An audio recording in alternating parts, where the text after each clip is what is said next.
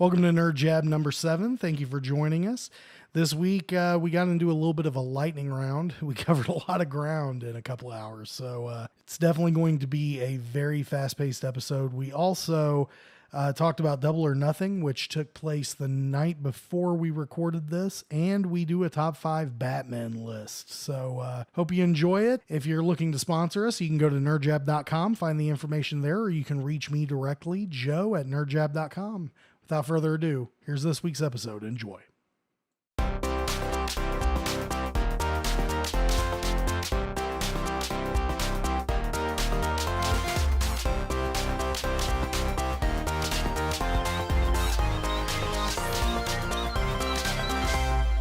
Tiring. Pretty good. Tiring. Yeah, I'm exhausted right now. Yeah. Same. I went to a race day party today. Okay. I went to work. I got my my monthly overdose of vitamin D. Yeah. Vitamin D's nuts. So, thank you, Spence. I'm laughing because Spence laughed. Yeah, I know. Yeah. So, all right. Well, we're going to have a little bit of a change in form this week. Typically, we start the show, or we end the show with some wrestling talk. We're actually going to begin this week's show with wrestling talk. Whoa! Whoa. Yeah. It really is. I don't know why you did that. I don't either. So last night, we've been talking about AEW for a long time, ever since the start of the show. And now there is actually an AEW. We have a product now. Yo. Last night was Double or Nothing, and figured that me and Brandon could go through the card real quick, just say a few things about each point.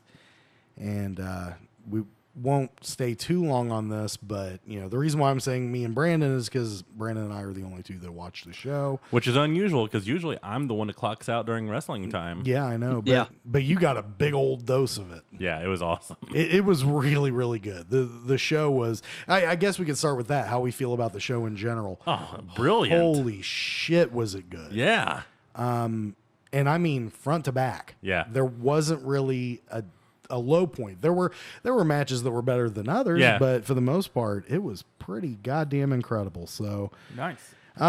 we'll start with the buy-in, which is the pre-show. Even the buy-in was really good. Yeah. They only had 2 matches. The first was, of course, the Casino Battle Royale, which had kind of a what? Just remembering, sorry, Lieutenant Dan. Okay, so there was a wrestler that had no legs. Oh, yeah, okay.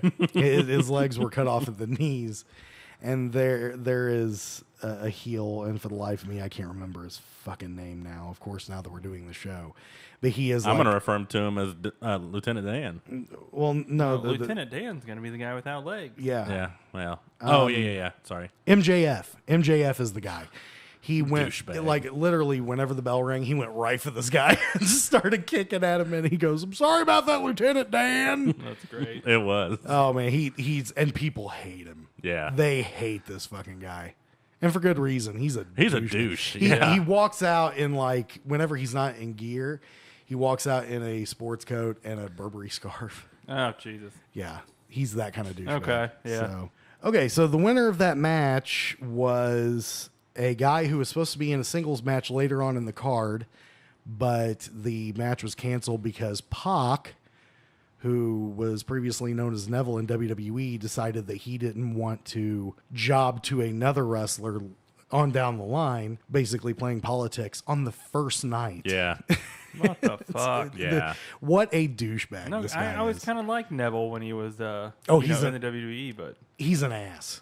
damn. Like, apparently he was pulling that shit in WWE too. And That's probably why he didn't get a very good push. Yeah. well, he's not going to get much of a push here Wow. because basically it was Adam Page, by the way. Yeah. Hangman Adam Page was the guy who won. He was the wild card entrant. And it's so good. And he got a big pop Nice. because everybody Okay. was like, what are they going to do with him? And I like the fact that he did so well with a bum knee. He did. And I guess the whole thing that he was supposed to do, it was going to be Pac versus Hangman. Yep. And Hangman was going to go down. Pac was going to go over. but then that was going to set up a feud with Kenny Omega, and he was going to lose to Kenny Omega. He didn't want to do that. Okay. So he did not appear at the event at all. What an ass. Yeah. So the show did Still not... getting your damn paycheck. Oh, I mean, not now. Not now. The show did not suffer from Yeah. him not being there. Not at all. It's really his loss. So, He's a pretty good wrestler, though. Like, he was decent. yeah. Yeah. He That's a shame. was. But ego Yep. and misplaced ego. That's the Yeah, most annoying like, ego that No there offense. is. Like, you're a pretty good wrestler, and I did like him, but you were fucking devil, man. Yeah. He was not a world champion. I You mean, got out of, like, you kind of washed out of 205 Live. yeah. And he was an NXT champion. I think he was Yeah. actually the longest reigning NXT champion. But, that's okay. That's your development. Yeah, territory. right? Exactly. Like, Yeah. Ooh, yeah. Yeah. So he felt that he deserved more and is not getting it. So He missed out. that's okay. And by the way, the guy with no legs actually 619 somebody. Yeah. It was great. It was really I good. can't do the math right now, but what's half a 619? That's what they should call it. Some of the surprise entrants that people would know, Tommy Dreamer was in the Oh, okay. match Yeah. and introduced a trash can into it. Yeah. It turned into a little bit of a hardcore match. There was also Billy Gunn, Yeah. who is a producer and trainer for AEW. Yeah, I remember Yeah. we talked about his little thing at the Hall of Fame. Yeah. So, yeah. I forgot he was a part of it. Sean Spears, who was known in WWE as Ty Dillinger, he debuted. And then Glacier from WCW. Oh, Sub-Zero was there? Yeah. Yep. Yeah, he was. And Like, as Glacier? yes. Yeah. That's awesome. As Glacier. Yeah, he froze, or he did the. Didn't he own the character? I guess so. He must have, because WWE wouldn't let that go, even if it was shitty then. Oh, And no, they're gonna- they're not going to give them you know, leeway on it. no, They can't. They won't even nobody. let Cody use the Rhodes name. They're not Yeah. going to give this guy Glacier. But I guess he did own it. He can't use the Rhodes name? Nope. We'll get to that. Okay. And My then fucking last name? Oh, I guess it's not. No, yeah. Never no, mind. Runnels. is Runnels. his last Yeah. name. Yeah, I started to say that, and I was like, no, it's not. No, it's not. But still. And then a couple of upstarts. Brian Pillman Jr. was in the match. Cool. And Jungle Boy. Guess who his father is? I have no idea. I did not know this until they mentioned it. Luke Perry. Looks Aw. just like his dad. Yeah. Dude, it's eerie. Yeah. He just Damn. passed, didn't he? He did. Yeah. That's cool. So, and he did really well too. Yeah, he did. He was very, very thin. Like he's a very Yeah. tiny guy. His hair, like, He's probably weighs all more hair. than him. Yeah. That's funny. Yeah. He's got like a '90s Howard Stern thing going Yeah. on. Oh, my. But I think actually a little Yeah. longer than that. Yeah, it was crazy. Keep it on was going. nuts. It can be Cousin It. Yeah. So, as mentioned, Adam Page won the match, and CBS Sports, who I'm kind of using this as my template for this, they also have grades. They graded it at a B-. I think that's probably pretty well on point. It wasn't a perfect match, That's but like the first apt thing CBS Sports has ever done. no. Well, they're very generous to the show, by the way, Well, that's good. for the most part. Because they suck at the NFL. Yeah. So Just lost that potential sponsor. the second match was Kip Sabian versus Sammy Guevara, and Kip Sabian went over in that. It was a very entertaining match. Okay. Obviously, not anybody that Yeah. not a lot of mainstream fans are going to know the names, but that's the good thing about this is that these guys are making names. Yeah. That's cool. So those were the two matches that were in the buy-in. Now we can go to the main show. First show. Before we begin that, has Yeah, anybody heard anything about how well it did as far as ratings and anything like that? Or The number that I saw, and of course this is coming from Dave Meltzer, so Okay. take it with a gigantic Yeah. grain of salt. Around 200,000 buys. oh yeah, okay. So I don't know if that's true or not. Okay. I would imagine that probably within the next few days we'll know. Yeah. So we'll Plus the follow up. 12,000 seat sellout. Yeah. Yeah, okay. Yeah, but still, no, that's great. Yeah. And I actually had a friend that was there too. He Yeah, texted yeah, me right yeah, I after know. you left. Oh, did he? And he said, "Holy shit." We'll get to why he said that. He also sent me like a photo dump Yeah. from Starcast. Yeah, He I had thought you didn't. tons You of posted wrestlers. some of those on our Discord, so didn't you? Yeah, Or- I yeah. did. So Yeah. So awesome. okay, so the main show started with a 6-man tag, like Teddy Long's running this bitch. SoCal Uncensored versus Strong Hearts. Now, Strong Hearts are out of a wrestling promotion in China that is starting to kind of try to get some steam. So this was a good way to have them featured against SoCal Uncensored, which is Christopher Daniels, Scorpio Sky, and Frankie Kazarian. Frankie Kazarian and Christopher Daniels were mainstays in TNA. Okay. And I believe, I could be wrong on this, but I could have swore I saw Christopher Daniels on WCW towards the end. He actually wrestled in Columbus a few months ago. Oh, okay. Very, very accessible guy. The old Hoosier Pro Wrestling? Yeah. No, it was Emerge. Oh, okay. The new promotion. Yeah. Which they're doing some pretty cool matches there. I have to say. I think that Rhino is going to be there soon. Oh, shit. Either for them or HPW, but I think it's for them. Feed me something. That's not far off. No. Yeah. He's just like hoping and praying for an ECW Yeah, something. reunion Like, show. give me out somewhere. I was supposed to be the next Goldberg. They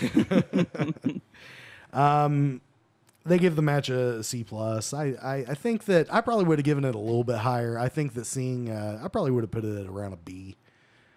Solid B match. Okay. Pretty. I would well agree done. with that. SoCal Uncensored went over in that match, by the way. Now, here's where things get interesting. Next match was originally supposed to be a triple threat. Women's match. Britt Baker, Kylie Ray, and Nyla Rose. Now, Kylie Ray, the best way that I can describe her is she is like the AEW equivalent of Bayley. Very upbeat. Very bubbly. And I'll round back around to that before we go to the next match. But they had a surprise fourth entrant.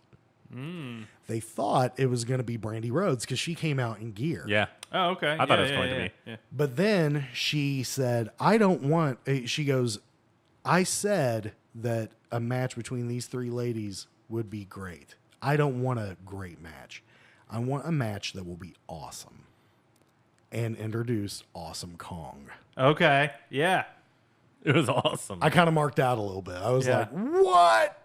They graded, Britt Baker went over. And So is she, Awesome Kong, if I'm remembering right, she's like the one that's in Glow now? Is that her? I think she was on that show. Yeah. She's a very, very large black woman. Yeah. Okay, then that's who I'm thinking about. She usually has like a couple dreads that are different colors in her hair. Yeah. She wrestled for a very long time in TNA as Awesome Kong, and then she went to WWE as Karma. Karma, yeah. Yeah. Yep, I know exactly what you're talking about. That's awesome. And she's one of the few women that were entered into the Royal Rumble. She was actually in the Royal Rumble one year and just tore Michael Cole apart. It was fantastic. So she's like, she's really great in Glow. If you haven't watched that, I started watching it and it just didn't capture my attention. I need to go back because the thing is, Darren loves it, and I like Mark Maron, so I need to. He's basically himself in that movie, just a miserable prick. Mark Maron is one of my favorite comics, so I need to go back and give it another shot. Allison Brie didn't quite, get that for you. It didn't hook you in. I mean, she's fine. Yeah, but fine. Yeah, she's like naked in the first episode. Yeah, I know.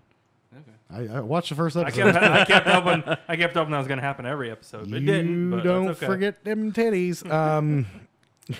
We are not misogynist on this show. We do not condone that kind of language. But she does have nice boobs. Anyway, Britt Baker went over in that. We just appreciates them. Yes, and they gave it a B+. I think that's that's pretty cool. accurate. Yeah. This one was weird. Tag team match: Best Friends versus Angelico and Jack Evans. Best friends, they come to the ring hand in hand. And it's not like quite a Billy and Chuck kind of thing. They don't imply that they're gay or anything like that. They're just really close. Okay. They're like this, except for over here. Yeah. They gave it a B+. It was okay. And I'd probably get like a C+. Yeah. I think that's... The back half was way better than the first half. Well, I noticed that. Even on the weaker matches, even if they were kind of lully in the beginning and middle, the ends were finished usually strong. good. Oh, yeah. That's good. Yeah. Yeah, so they left a good impression.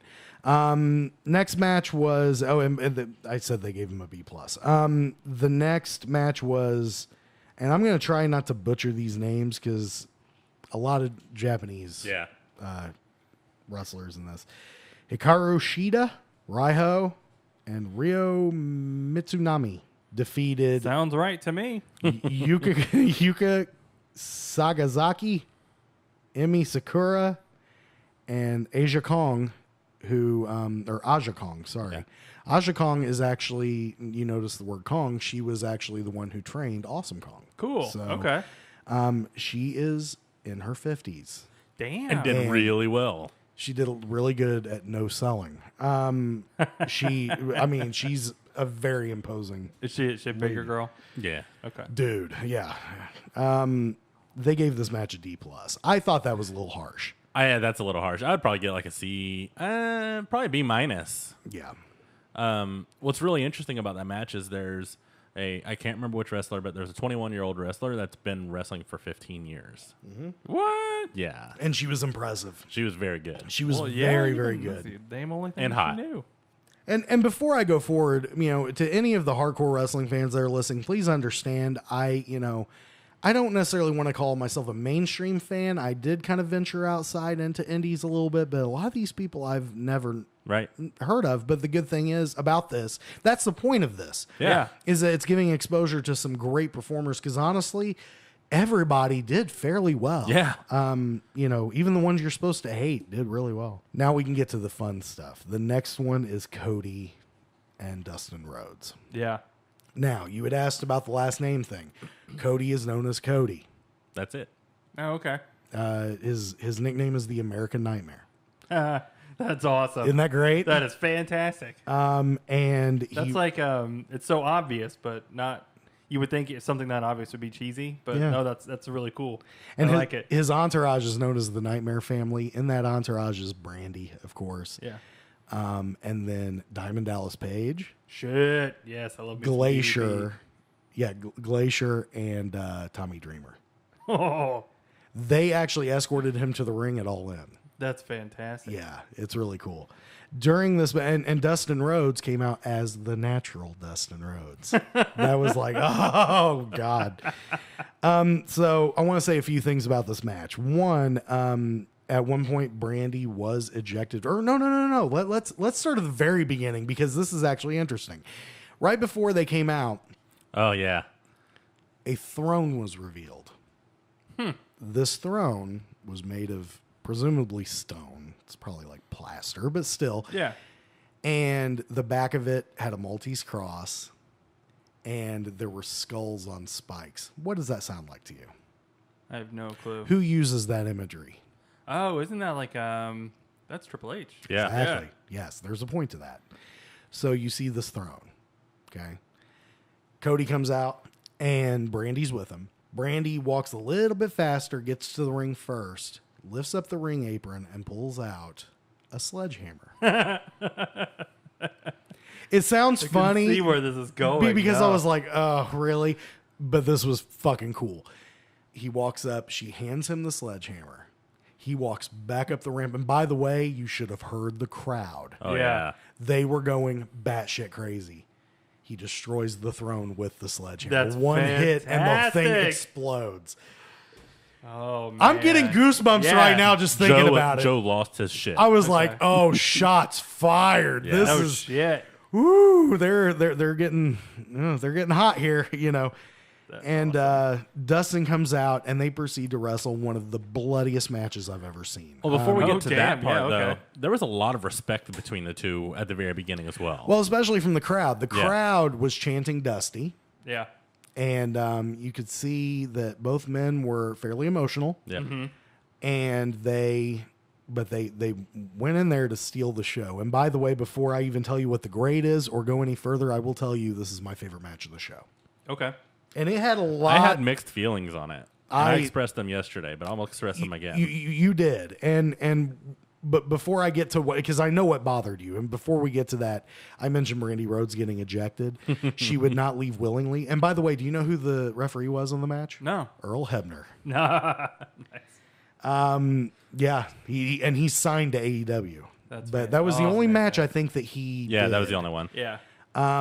He ejects her because she interfered. Yeah. There was no disqualification, And she would not go willingly, and so Diamond Dallas Page comes out and tries to convince her to leave, and she wouldn't. So he picks her up, throws her over his shoulder, and walks her out. And the best part about that piece was as he was walking, or while carrying her out, one of the announcers says, "Well, I bet he's going to be making her do some yoga to calm down." Yeah, it was a really, really cool thing, It was. So now let's get to the part that bothered you. At one point, Dustin pulled a full-on Dusty Rhodes and bladed himself several times. 3 times, really fucking deep. Now, he had half of his face painted. Yep. It was like a red and black design, very similar to Goldust. Yeah. But the other half was unpainted, and he bladed himself on the unpainted side. So by the end of this, his entire face, crimson mask, full on. Yeah. Damn. And you remember Dusty's forehead? I mean, Dusty hamburger. Yeah, he bladed it's a not lot. his first time. No, not at all. And so Dustin pulled a full on. This one's for you, Daddy, and and I mean, he dripped blood pouring. Yeah, out. it wasn't even a drip. It was almost Gushing, a waterfall at some points. Yeah. Like to the point where you're just like, is he going to make it through this match? Yeah, because, like he's gonna pass out. Yeah, because they mentioned that a couple times. Even like the announcers kind of seemed a little worried at some points. Like they knew he was probably gonna blade, but then he went too deep, and they're like, ugh. I don't think that he even went too deep. I think it was how many times he bladed. Okay, well, yeah, like it was I could 3. do it too. Because the thing is, if you ever cut I've never done this on purpose, but if you cut your forehead, it bleeds like a mofo. And that's the reason why they do that. Because the cut heals within 2 or 3 days. Yeah. It's a Band-Aid. You don't have to get stitches or any of that shit because there's not a lot up here. Yeah, except but for it's a bone, bleeder. But it bleeds like crazy. Why are you guys cutting your foreheads? When he shaves. I can tell you. Okay, that makes sense. That's one, but I can also tell you back when, I'll make this short, when I was I've told you guys about the boarding school in Kentucky. Yeah.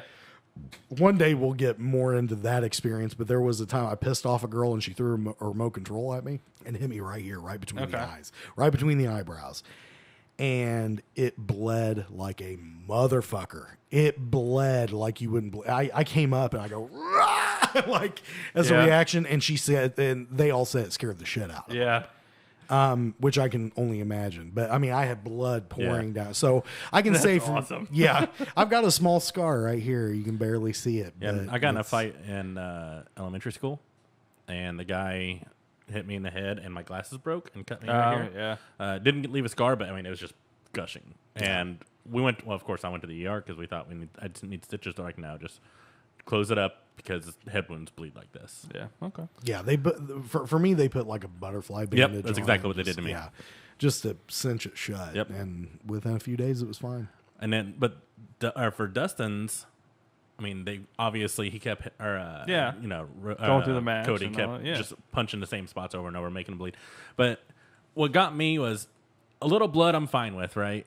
But both of them were literally just like covered head to toe in blood. I'm not a big fan of that. And I'm not a big fan. Like I didn't get queasy. Yeah. I don't get queasy about that stuff. But I'm not a big fan of bloody wrestling. Yeah. And it should be noted that Dustin was the only one that bladed. Cody did. Right. Yeah. But he was still covered in blood because of how much blood Yeah. Dustin was Yeah. losing. See, I think if you're gonna, I hate when they do it too often and too much. Right. It takes away the specialness of it, Yeah. and it has to feed into it. Like I think, because like you watch like any Ric Flair match and he's bleeding. half Oh, the yeah. time. Yeah. Well, and then Dusty. there's times when his hair is just completely pink. Oh yeah. Yeah. Well, that's what happened to Cody. Cody is which- bleach blonde. But Yeah, which I just it gets too much all the time. But like, and then you look at something where the Survivor Series match with Brett and Austin, Yes. and he bled, and That that's, iconic like, shot. That is Yeah. the right Yes. kind of blading. So. And there was a couple really good filming shots of Dusty or Dustin and like not growling, but like anger with just blood everywhere. And that's cool. it was awesome because it reminded me of Dusty. Yeah. And I think that's what they were trying to do. I think it added a lot to the match. I think Well, in that's this good. case there was. I don't think they meant for there to be that much Yeah. blood. Yeah, probably but, not. But the No. thing is, accidents are going to happen. Yep. If you want to call this an accident. The accident is cutting too much. The last time I saw even this close to blood was when Brock Lesnar hard-weighed Randy Orton. Oh, And okay. do you remember that? Yeah. I've seen something. And about I that. mean, he fucked him up. Yeah. It was bad. And that was just a punch, wasn't it? And just Well, it was busted him. several. Yeah, He busted him open. He bare knuckled him, Yeah. and I guess that Randy wanted him to do it. That sounds like something he'd do. Yeah, he's like, hit me. I want you hard way me, and he did. He made it happen. He's like, okay. Now, in saying that I don't like the bloody match, the match was really fucking good. Yeah. Yes. So that's why it's mixed feelings. It was was those two. It's hard to be bad. Like, how could you make a bad match? Really? Right. Yeah. I mean, you make the argument it's in their blood, no pun intended. Right. But also, these are two guys that have amazing chemistry just because they would practice together and things like that. I don't probably think grew they've up doing the same. I don't think that they've ever wrestled a match together, like against each other. Yeah, I was gonna say they were a tag team for a minute. Yeah. Right. So, but Which feeds into. Well, we'll get to that. Okay. So Cody went over, okay. Yeah. Yeah, that makes sense. and it was really, really apparent that this was going to be Dustin's last match. I mean, Dustin's 50, Yeah. and he's probably wants to go out while he can still walk because I Right. mean the dude can do amazing. Oh, and I got to show you this match because it's incredible. Okay. Some of the stuff that he pulls off, Oh, yeah. your jaw will be on the floor through the whole thing. Mine was. Well, he's always been good. Yeah. Oh, but this was like next Like, level. even- What are you talking about when he jumps off the corner? I'm talking about everything. Well, I'm there talking was about one like, piece that was just fucking amazing. and this, and I mean this in the most loving, respectful way. This match reeks of Dusty. I mean, Okay. they're it's like it's almost like the two were trying to out Dusty each other. Yeah. And I don't know who won that contest. I really don't because they're You don't both have to. amazing. Yeah. So the match ends, and people are chanting "Thank you, Dustin." That's awesome. Now, Dustin's kind of laying in the corner. Cody leaves the ring, but then he comes back and asks for a mic. And he says, "You do not get to retire tonight. You don't get that. Because now I have to ask you a favor." And he said, before we did this, before we sold out, all that stuff, I put my name on a piece of paper for Fight for the Fallen, which is their pay-per-view in July. Okay. And he said, the thing that I wrote on this was Cody and a partner of my choosing. And he says, I don't need a partner. I don't need a friend. I need my brother. That's awesome. Yeah. And Dustin's crying when he Makes you says wanna this. cry. yeah. Dustin is crying. Cody's crying. And Brandon was crying. I and wasn't fucking Dude, crying. you were fighting back tears. No. And listen. It's okay if you I'm cry, not man. I'm No, not I saying probably that really like wasn't. everything. I did like it. now listen, here's the thing. I'm not saying that to embarrass you. I didn't cry. at all. One, I didn't quite miss yet, but I was kind of choking. I had a lump in my throat. I was like, oh my God. Because it was a beautiful moment. Yeah. These two dudes, blood all over them.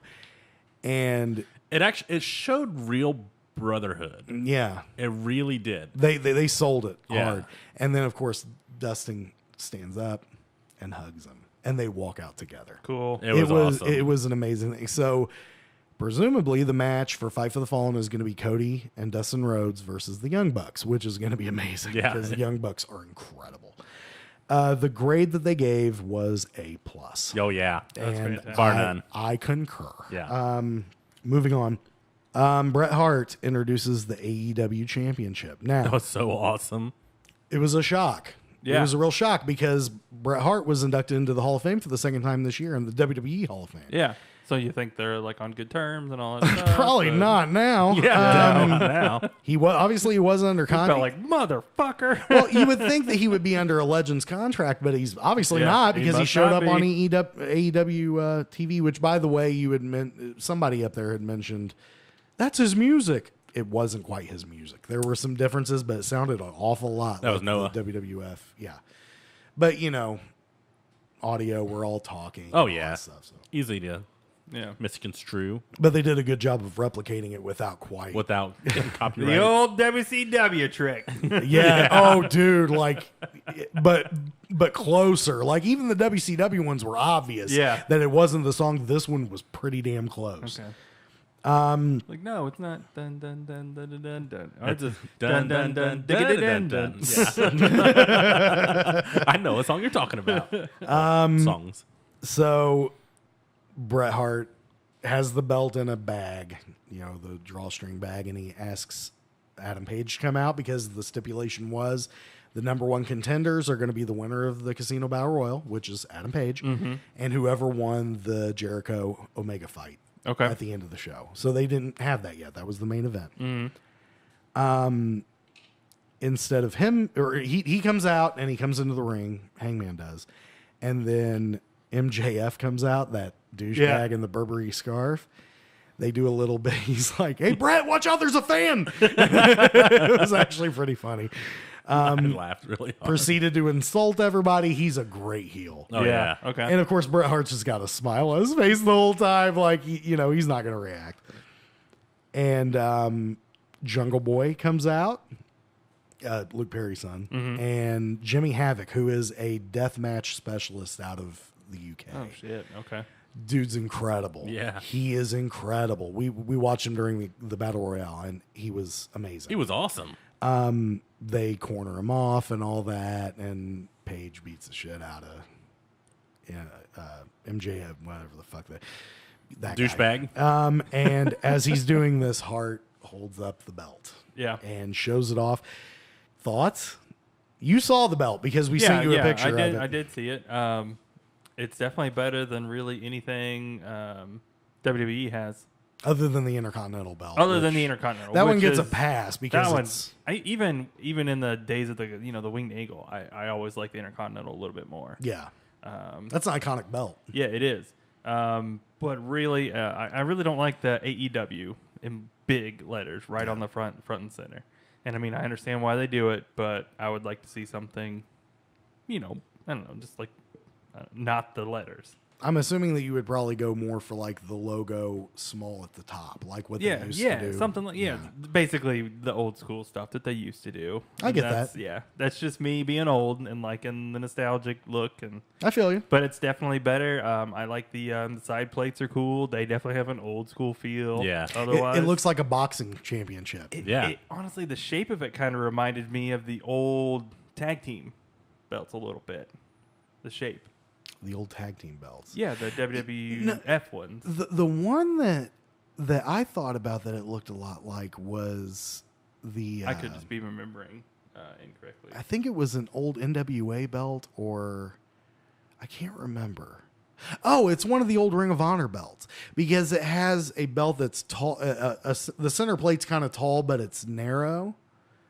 And then and then the side plates kind of extend onto it. So the thing looks like one big center plate, but it's not. It's, that was what I thought. But okay. Yeah. Anyway.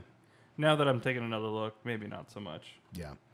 They didn't grade this segment because it wasn't a match, but I thought it was a cool little segment. I mean, obviously they needed to introduce the belt. And I think it's a beautiful belt. I do too. It's not perfect. I do see your point though with the AEW. Especially now that I'm looking at it again. It definitely does. Now that I'm looking at it again, does look like a boxing belt for sure. They have the AEW. It looks like on the side plates, right off to the sides. So I think that, and then some other kind of design in the middle of the main plate would be some iconography or some. They also have the AEW. If you look very close at the strap itself. If it's stretched all the way out, it has the AEW logo embossed over and over again on the top. Is that what that is? Yeah. I didn't see that, but I can't, just the picture I have, I can't see that. I'm sure there will probably be some higher resolution photos released at some point. They do have a website now. They didn't for a while, but they do now. They need a better one. Let me know. Yeah. AEW, you need a website designer. And a sponsorship deal with with your favorite about podcast you all the time. Yes, all the time. This will turn into an AEW show. No, it won't. But we could start one. So moving along, next match was the penultimate match, Young Bucks and Lucha Brothers. That was a good match for the AAA World Tag Team Championship. Now, that's notable because obviously AAA is a completely separate entity. They were able to defend the belts. So just to explain, that was the other thing I was thinking about. Is that the New Japan Pro Wrestling? Yes, one? This is from Reddit, and somebody said, "Yo, bro, can I copy your homework?" the IWGP World Title. Yeah. Looks an awful lot like the AEW title. And just to give the listeners context, Mings just showed me a kind of side-by-side of that. It does look a lot like it, but that's okay. I like those ideas. Now that I'm looking at it, I think I would like it better. It's not my favorite, just front-facing held up. Yeah. I think I would like it better because, just the different sizes. Right. Worn? Yeah, I think I'd like it better worn. Yeah. And maybe those side plates going around the sides. Oh, yeah, Yeah. I can see that. Yeah. Otherwise, still definitely not bad. Not bad at all. No. It's a good first belt. And I'm sure it'll go through revisions as time goes on. Yeah. Yeah. AAA World Tag Team Champions, the Young Bucks defeated the Lucha Brothers. Now, to give a little bit of context, Penta, who is one of the Lucha Brothers, was who fought Kenny Omega at All In. Great match. These guys are amazing. The Young Bucks are, pound for pound, probably one of the best tag teams in the world right now. They're young guys. I love their characters. They got great chemistry. They do a double super kick that is just dynamite. Sweet chin harmony. And that would actually be great. Yeah, I would like that. They'd get sued. They call it a super kick because WWE doesn't have a hold on super kick. No, they do on Sweet Chin music. That's just the name. That's the move. Yep. And taking absolutely nothing away from the Lucha Brothers, they were incredible as well. Grade on this match was an A-. I would give it probably more like a B+. I didn't think it was quite that good, but it was definitely a good match. I liked it a lot. I would probably keep it at an A-. Okay. Yeah. Cool. All right. Main event. Chris Jericho, Kenny Omega. And winner of the match becomes number one contender. Will face Adam Page at Fight for the Fallen in July. So I don't want to go break by break into this because it's a very complex match. Mm-hmm. Both did incredibly well. Yeah. It was very entertaining. It never got boring. Chris Jericho did go over. Oh, okay. I really figured Omega would have. Joe wanted Omega too. Yeah, I did. I think. But the thing is, Chris Jericho is obviously they're going to get their money's worth. He's the name. Yeah. He's the name. And the thing is, he can still go. Yeah, he can still hang. Yeah. So, I mean, even if he beats Adam Page and becomes the first world champion, he can handle that. Yeah. He can handle that. Now, ain't going to be a Brock Lesnar. That's for sure. No, exactly. He's going to show up. Mm-hmm. I think at some point he will want to become a part-time performer. Oh, yeah. And he's getting to that point. Like, I don't think he'll be holding the belt for the next year or anything if he does. No, I think that it'll be a, drop it, maybe get it back, drop it, and that's it kind of thing. Yeah. He will not want to be a part-time champion. No. And that's good. That's what, that's what WWE needs. That's what they have right now, but then they need somebody that doesn't want to be that. Yeah, we'll talk about that here in a minute as well, because there's some WWE shit that happened too. But okay, so after the match, awesome. Chris Jericho gets a mic. That's always good. He's in his prime when he's on that mic, and he says, he continues the diatribe that he's been doing online for the last 2 or 3 weeks, which is I'm responsible for this. None of you would be here without me. It's really fucking great. Yeah, it's Jericho and he goes, being an asshole. You know what? All I'm going to ask for, I'm not going to belabor the point. All I'm going to ask for is a thank you. And then the camera goes to the crowd, and out walks Jon Moxley. Formerly known as Dean Ambrose. I had heard he was there. How bad did I mark out? He fucking lost his shit. Dude, I was shaking. I was so happy. I like Ambrose. I'm surprised you didn't hear him. Yeah, no shit. Yeah, I was just, and the thing is, nobody stopped me for a second. I was like, I wasn't here. Everybody else was too busy hyperventilating because they were excited. I mean, it was awesome. He came through the crowd, and he walks in, and Jericho goes, "What are you doing here? You don't work here." Yeah, like he doesn't say it into the mic, but you can see it. And Moxley plants some dirty deeds on him, drops him. Drops the referee, helps Kenny Omega up, drops him. Or no, he attempts to drop him, but then Kenny tackles him out of the ring. Yeah. They fight at ringside. They go up on the set. They do a little thing, fighting back and forth. Yeah. He proceeds to drop Kenny from a high height into some production equipment. Ooh. And that's how the show ends. Yeah. Awesome. That sounds like a really good show. So It was so good. real quick, they gave the match an A+. And Yeah, that I was would for the agree with match that. and the segment. Yeah. Yeah. So that makes sense. You had the match, which was fantastic, and then you had this segment that just put the icing on this big 3.5 hour cake that you just ate. Setting up, obviously, a program between Omega and Moxley, which is something that I don't think we've ever seen before. I don't think they ever wrestle each other in the Indies. I could be wrong.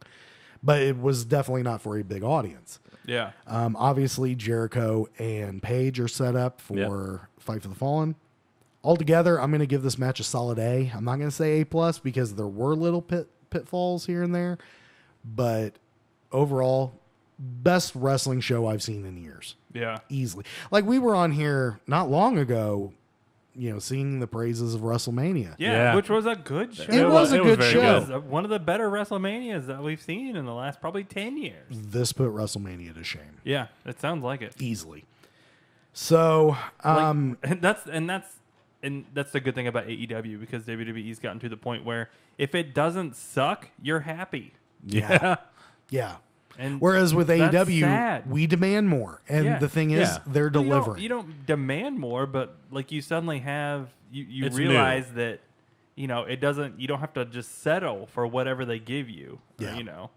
Or, the hand that's feeding you. You can be like, fuck this. I don't want your gruel. Give me something good. Yeah. Yeah. That's exactly. So- They have something to prove, and Yeah. they did it. They have the competition now. Well, Yeah. WWE has given us gruel. You know what? AEW gave us primer. I don't care. I don't care if it's it would be even better if WWE finally gets their head out of their ass and start making something good.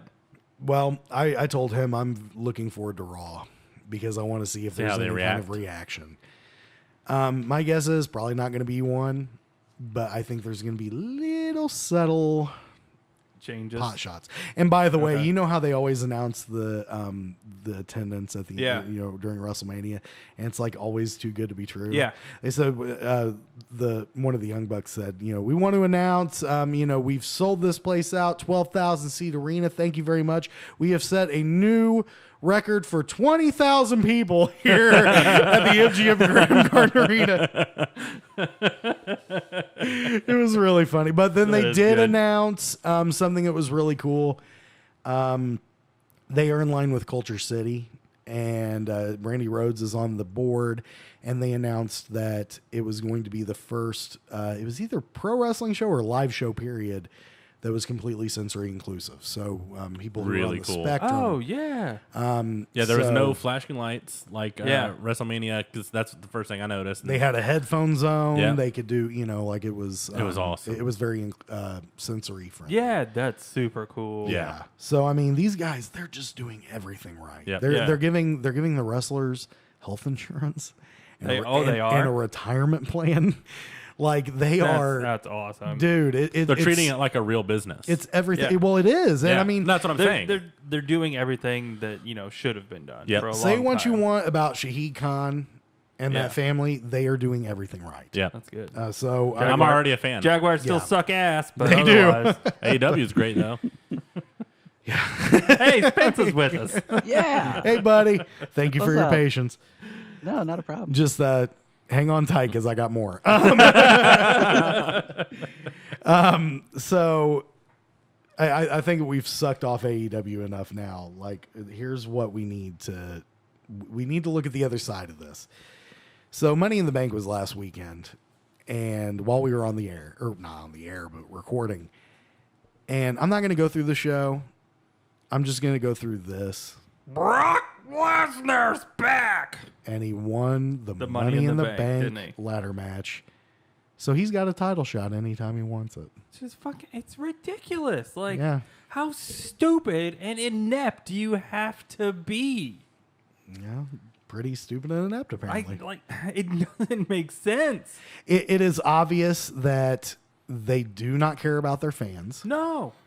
They do not want, they think that, and by they, I mean primarily Vince. I'm going to put this right in Vince's lap. It's all of them, honestly. It's all 3 and 4 if you want to count Shane.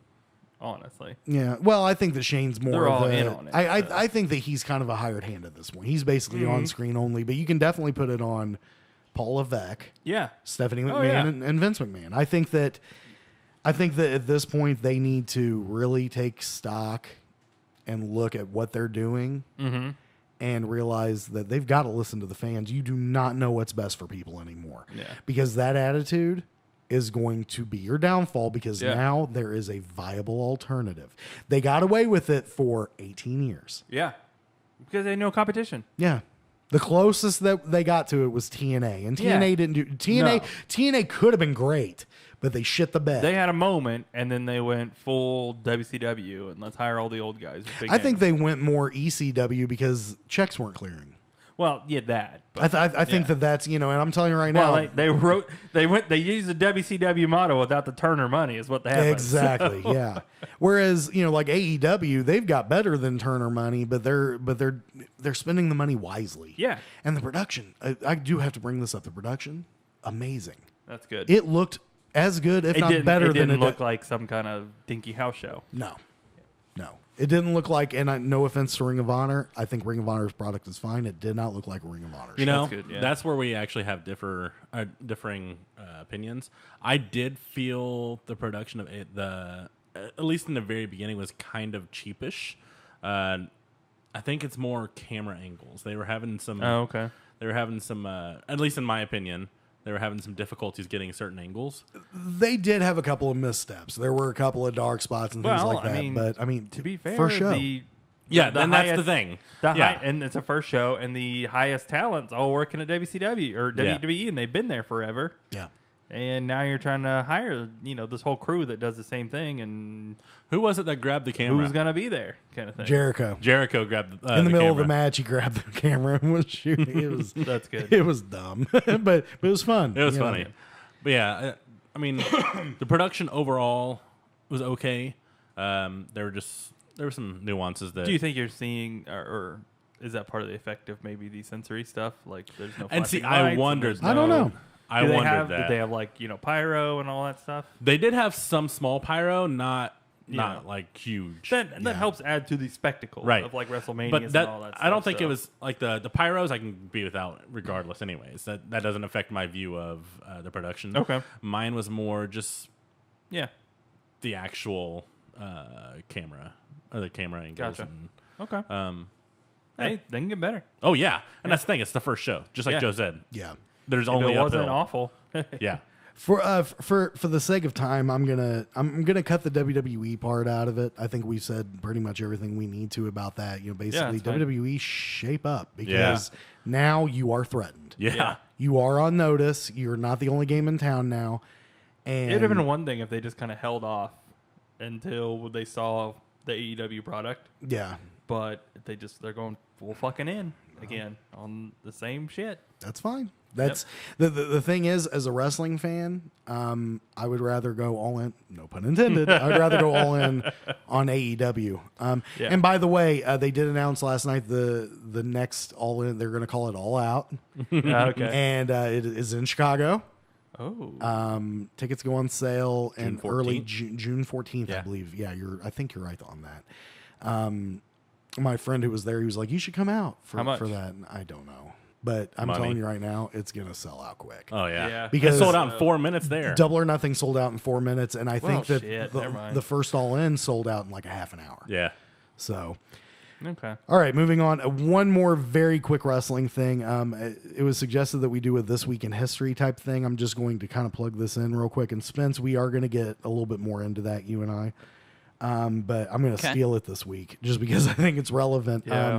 This week was the 20th anniversary of Owen Hart's death. Yeah. Yep.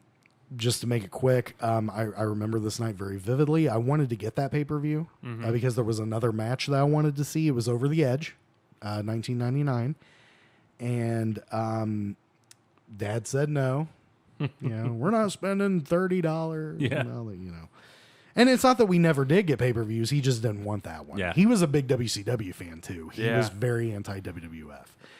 And so I watched that, again, being a wrestling fan, one of the networks had the Jesse Ventura story.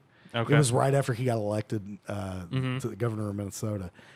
And they have, you know how they would have the little teasers for the 11 o'clock news. It said, live tonight, breaking news, a WWF wrestler dies in the middle of a live event. Yeah. And I was like, Dad! Yeah. And he was like, oh, it's probably fake. I'm like, it's on the news, dude. It ain't fake. And then we found out what happened. And it's really tragic. We could go into a big hate fest on the WWF for this. I'm not going to. I'm just going to say, I felt that it was worth bringing up. Oh, yeah. 20 years ago this week, May 23rd was the 20th. I'd say he's probably one of the most underrated wrestlers of that era. Absolutely. Well, he comes from a strong pedigree, too. Yeah, that. But like I hated him whenever I was growing up, and at that point he did his job right. Yeah, and he did. Nugget. But the more I hear about that, because I've watched some shoot interviews and people talking about him, and he just seems like a great guy. He was the nicest guy. He was the first one that would introduce himself, kind of show you around, but he was also trying to prank you at that point. Yeah. So That's awesome. He was the biggest prankster, and he got everybody. What I would recommend if you ever get a chance, if you go on YouTube or if you have the network, watch Bret Hart's induction speech whenever he got inducted the first time, Right. As him, just by himself. He tells some fantastic Owen stories. So, and everybody's got great Owen Hart stories. Yeah. I don't think anybody has a bad one. No. So. And nobody says a bad word about him. No. And, in the wrestling business, the don't down talk the dead thing, that doesn't apply in You wrestling. don't need to. But the thing is, nobody says a bad word about Owen Right. Hart. Just a great There's nothing guy. to say. And I think he could have done great things. Yeah, it's a real if he shame. had had more time. Well, is a they real created shame. the Hart Foundation, not because of that, but based on him. Well, no. The Hart Foundation originally was a tag team. No. I'm talking about the actual non-profit Hart Foundation. They Oh, had. I didn't know that there was no, one. I didn't know. No. Okay. That doesn't surprise me. Yeah. And I really wish that his widow and WWE would work their shit out so that he would be inducted into the Hall of Fame. That's the only reason why he's not there. Oh, really? So I didn't realize Basically, that. she doesn't want Yeah. his name anywhere Yeah. on their product, and I can't say I blame her. I will say But it's it's a difficult situation. Yeah. But it would definitely be nice for him to be in there. that would be really cool. Last thing about wrestling on my side. So I watched WrestleMania. First time I've watched wrestling in forever with you guys. I was all right. It was fun to watch. AEW may have turned me into a wrestling fan.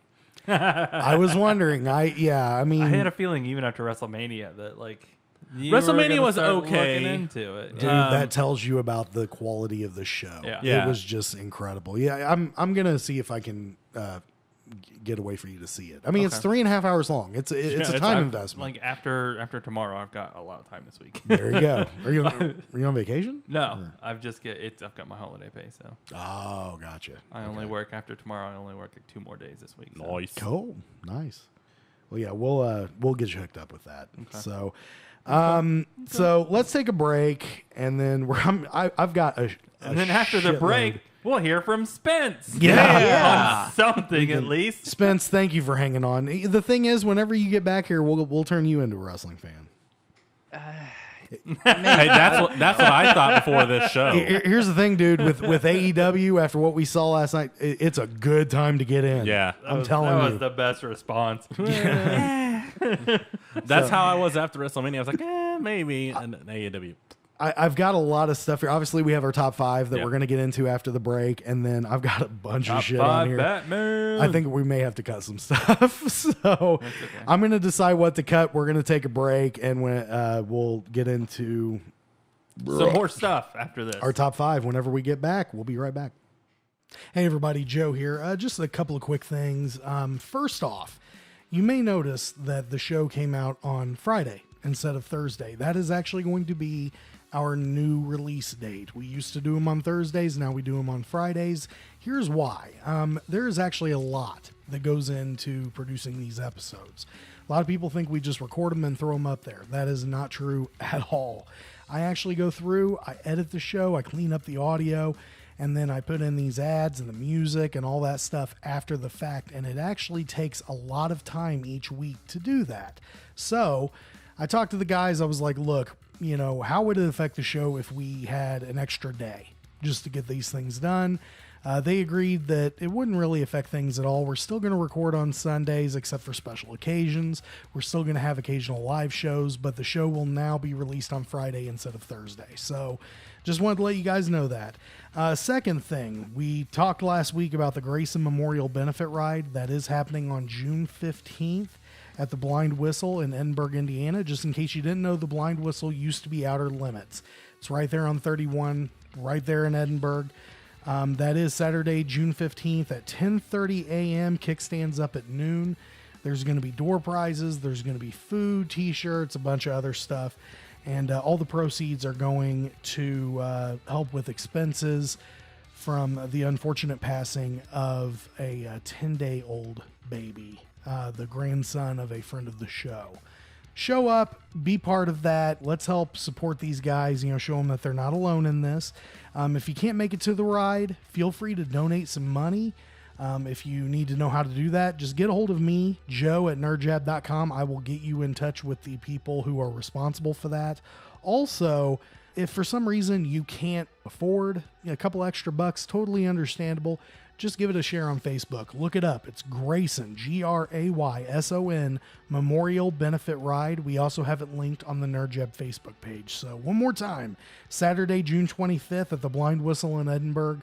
Come out, even if you don't have a bike, come out, hang out. There's going to be a lot of stuff for non-riders as well. So just wanted to throw that out there. And now back to the show. All right, we're back. What up? Before we get into our... I'm not going to do that. What? That noise they're making. Okay. Me neither. Yeah. I already did. You're just not cool. Okay, that's what you want to call it. Hey, at least we're hearing from him. Yeah, no shit. You really need to stop talking, Spence. I mean, you're hogging the whole show. Yeah, you're dominating the show, and I don't enjoy it. But before we get into our top five, I'll get this out of the way real quick. We were talking about Huawei. Oh yeah. Last week, they are now the Microsoft store sells laptops and things like that. The Huawei or Huawei is how you say it. Their laptops have been cut from the Microsoft store. Yeah. Ooh. And this is even worse. Their devices from this point on they are not authorized to use micro SD cards anymore. Now, what that means is technically they can put the slots in, but they cannot advertise them. What? Yeah. Are they proprietary? Yeah.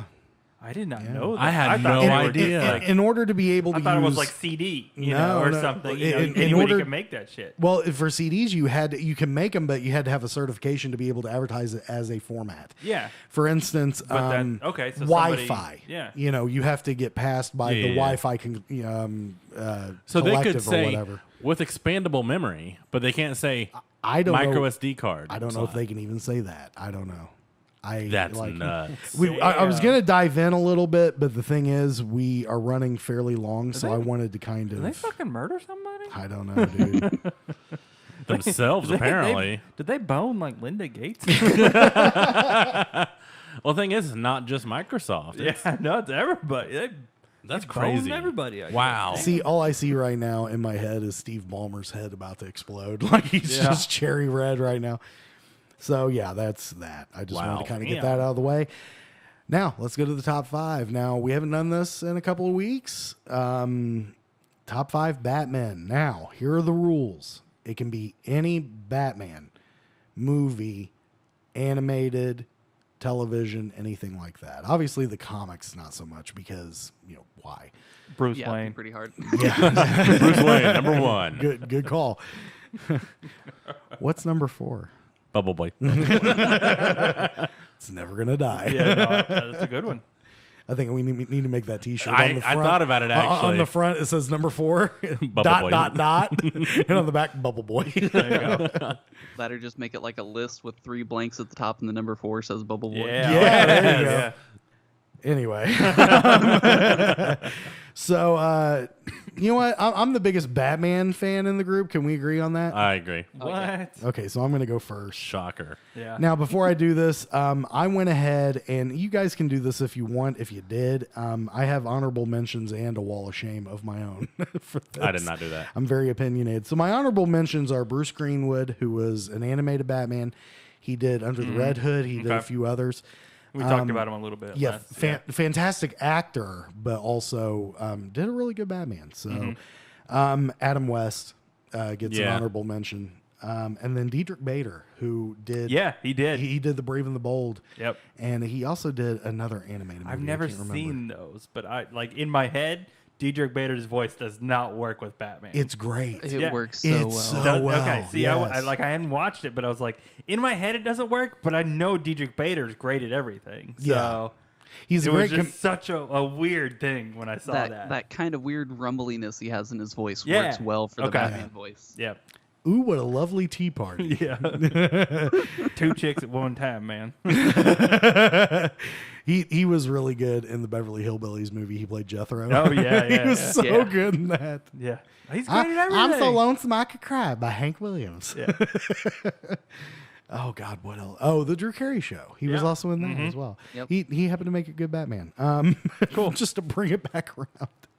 Wall of Shame, Lewis Wilson and Robert Lowry. If you've never heard those names, I don't blame you because they were in the really shitty Columbia serials.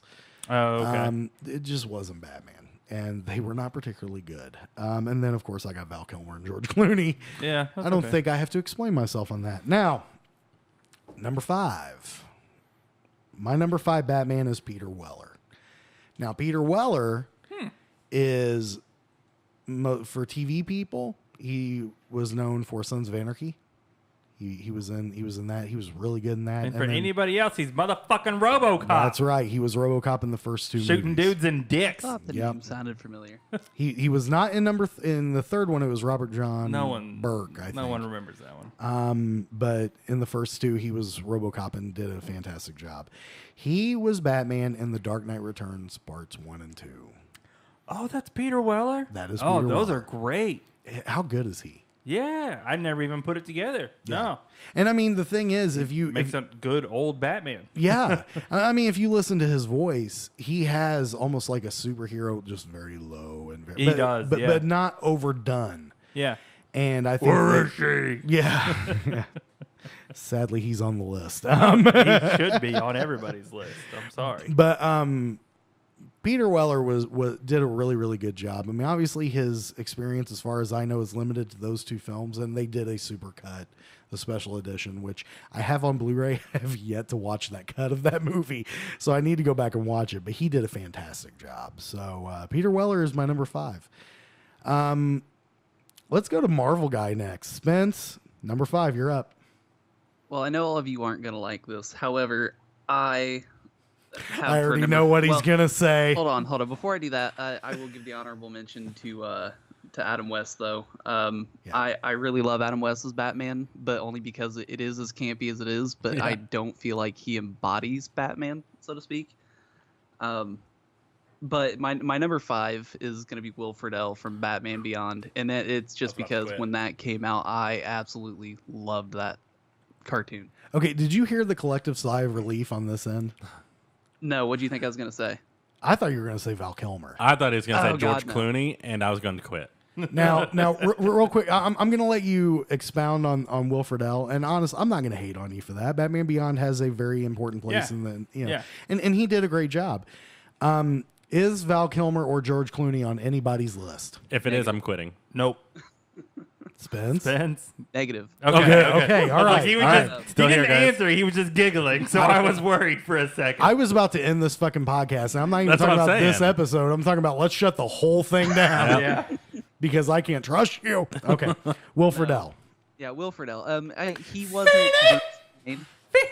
Yeah. Sorry. He wasn't Bruce Wayne, but he did really good bringing Terry McGinnis to life, in my opinion. He played a little darker than what we were used to seeing him in things such as Boy Meets World and Kim Possible. So it was like a really different kind of role for him, and I think he did a really great job More of bringing serious. that version of Batman to life.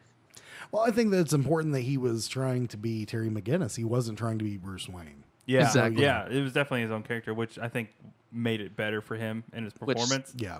That would have been Spoiler tough if for him. nobody knows, but in the cartoon, you find out that Terry McGinnis is actually made from Bruce Wayne's DNA. Shock. Yeah. Oh, I didn't know that. Okay. Yep. I never really watched Batman Beyond except for a few episodes here and there. It's Bruce Wayne and somebody else. I don't remember who the woman was. I want to say it may have been like Talia al Ghul, maybe? Selena Kyle. I was gonna say maybe Selena Kyle or maybe it was Amanda Waller because she was the one telling the yeah. story. Yeah. Okay. That would actually make a lot of sense. And by the way, if you want the ultimate Batman Beyond experience, but you don't want to go through watching the show, watch Return of the Joker. That movie, I will put that on possibly my top 5 Batman movies. Oh wow. But okay. make Mask sure of the that Phantasm, that would go on there. Well, yeah, definitely. I mean, but the that movie stops me in my tracks every time because I love Mask of the Phantasm. But Return of the Joker, make sure that you get the uncut version. Okay. The original broadcast version cuts a lot out, but they released a PG-13. It was actually the first PG-13 rated animated film out of DC. Which DC does so well. Yeah. Oh yeah. And it wasn't, but it predates the DC universe. Yeah. But it was actually really, really good. Cool. So I still haven't watched versus Ninja Turtles yet. But yeah, haven't I had didn't. time. I didn't Haven't watch the had rest time. of it late this week either. I had a busy week, so Yeah.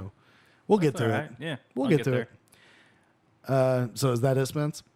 Yeah. Yep. That's it. Mings, let's see what you got for number 5. Minger, Oh, shit. Okay. do it.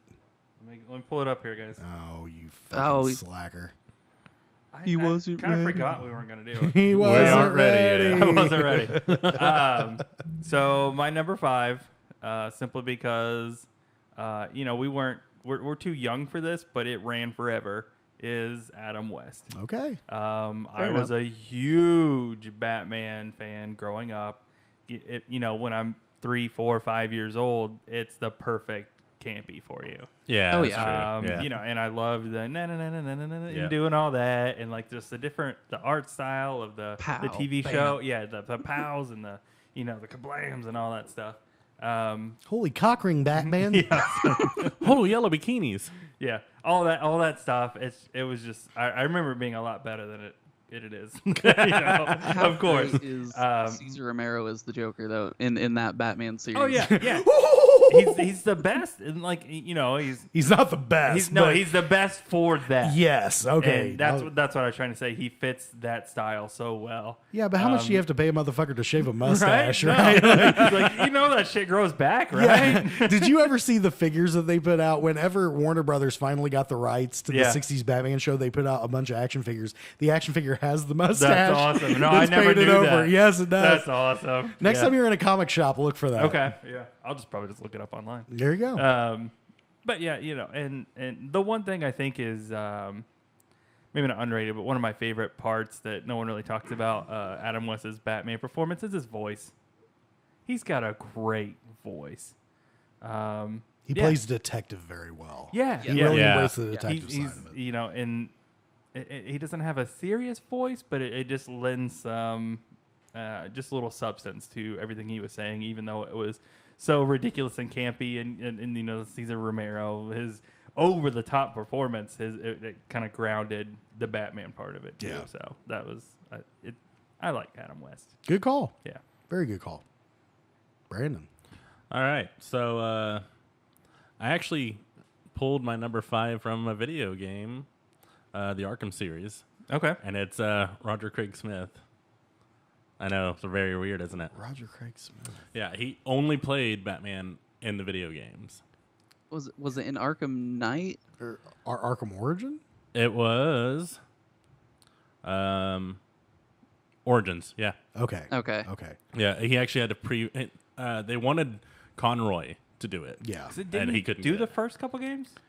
He Conroy? did. Yeah. Well, Conroy and Hamill did Yeah. the 3 main titles. Origins is not. It's a prequel. Yeah. Yeah. So Troy Baker did the Joker in Arkham Origins, and then I forgot the name. Yeah. So yeah. I really liked the game, and I think he did it very well. It's more of a younger sound of Okay, Batman. Well, it's a younger Conroy. Batman. yeah. So that's why I liked it. It matched him. It matched the game and the atmosphere very well. I never played that one, so I don't. I think that's the only one I haven't played. It's okay. I liked it. It's not quite as good as the main trilogy, but Yeah. it's okay. you just really got a thing for driving the Batmobile. Yeah, kind of. Who doesn't? I've heard that that's like one of the big things with, Yeah. with those later games, especially is they rely. Have too you much played on, any of them? I've played the first one, Arkham dude. Asylum. Arkham City is probably the best one out of That's all. what I've heard. Yes. Arkham Knight's great, but Arkham City is just next level. It's got so like good. I've got It's like got a 8 great games that Easter I egg need to for play. Hush and So. that. What was that, Spence? So it's got a great Easter egg for Hush and that. You have to go out into this boat in Yes. the middle of the water and go down to the bottom of it and find the notes from I can't think of his name. Tommy? No. The actual name of Hush? Yeah. Yeah, see, now I'm... Okay, yeah, we have to keep talking, guys. Yeah. I don't know what you guys are talking I can look about. this up, but... Yeah. But yeah, there's I great. wanted to Easter say egg in Tommy that game. Oliver, but that's the Green Ranger. Yeah, Yeah. like that's a That weird game's actually got crossover. a lot of Easter eggs in it. What'd you say, Spence? So that game's actually got a lot of Easter eggs in it. I hadn't Okay. found as many in the others that I've played. Yeah. Okay. Yeah, so that's my number 5. Tommy Elliott. Tommy Elliott, there you go. And his whole thing is that they grew up together, and he has plastic surgery that makes him look identical to Bruce Wayne. Oh, weird. It's a great story. They have an animated movie. Single coming white out, female so- thing going on. I do want to throw out another honorable mention real quick, just because I forgot about it when I was doing mine. But Ben McKenzie actually played Batman in Batman Year One. Yes, and he did a great job. Ben McKenzie played Jim Gordon in Gotham. Yep. Oh, So okay, yeah. He's been both Batman and I Commissioner think really Gordon. the only thing I've seen him in is we watched a little bit of Southland for a while. Yeah. Yeah. I forgot that he was on that. Yeah. Cool. All right. Number 4 for me was Ben Affleck. Okay. I think did the lights just dim? Yeah. They did it earlier too. That's not good. So, a lot of criticism is thrown at Ben Affleck. One, because it's Ben Affleck, but also because the And movies, I'm like a motherfucker. yeah, the movies themselves are not great. The ultimate cut of Batman v Superman was pretty good. Yeah. I think the Suicide Squad was better than what a lot of people give it credit. I'm not a fan. It's not a great movie, but I thought that it was fun. Justice League was just a fucking mess. But If they hadn't brought Joss Whedon in, it probably would have been better. yeah, probably. If they picked Darkseid instead of Steppenwolf, it would have been a lot better. Yeah, Not And- Darkseid. Yeah, Darkseid is what I'm thinking of. But the thing is, I mean, also, Zack Snyder was going through a very difficult time in his life. During Yes, he that. was. So I don't know what would have happened if people have been clamoring for a Snyder cut of Justice League for a long time. I don't know if we're ever going to see it. If we do, it's probably going to be 20 or 30 years down the road. After a couple of years of like, get him out, he's ruining everything. It's too serious. Which I need to put this on my notes. There's actually talking about Warner Brothers and added scenes. I need to add one thing to my run. I will not spend a long time on it, but there's something that really makes me happy. So let me put that in there. Okay. Anyway, so Affleck, I think that Affleck's only issue is that he comes in a little bit late. Or early rather. I apologize. He needed to be, late for him. I think that it would have been better if he had been younger. They were trying to start a franchise with an old Batman. Yeah. A Batman Yeah. who is in his 40s, who has seen 20 years of action.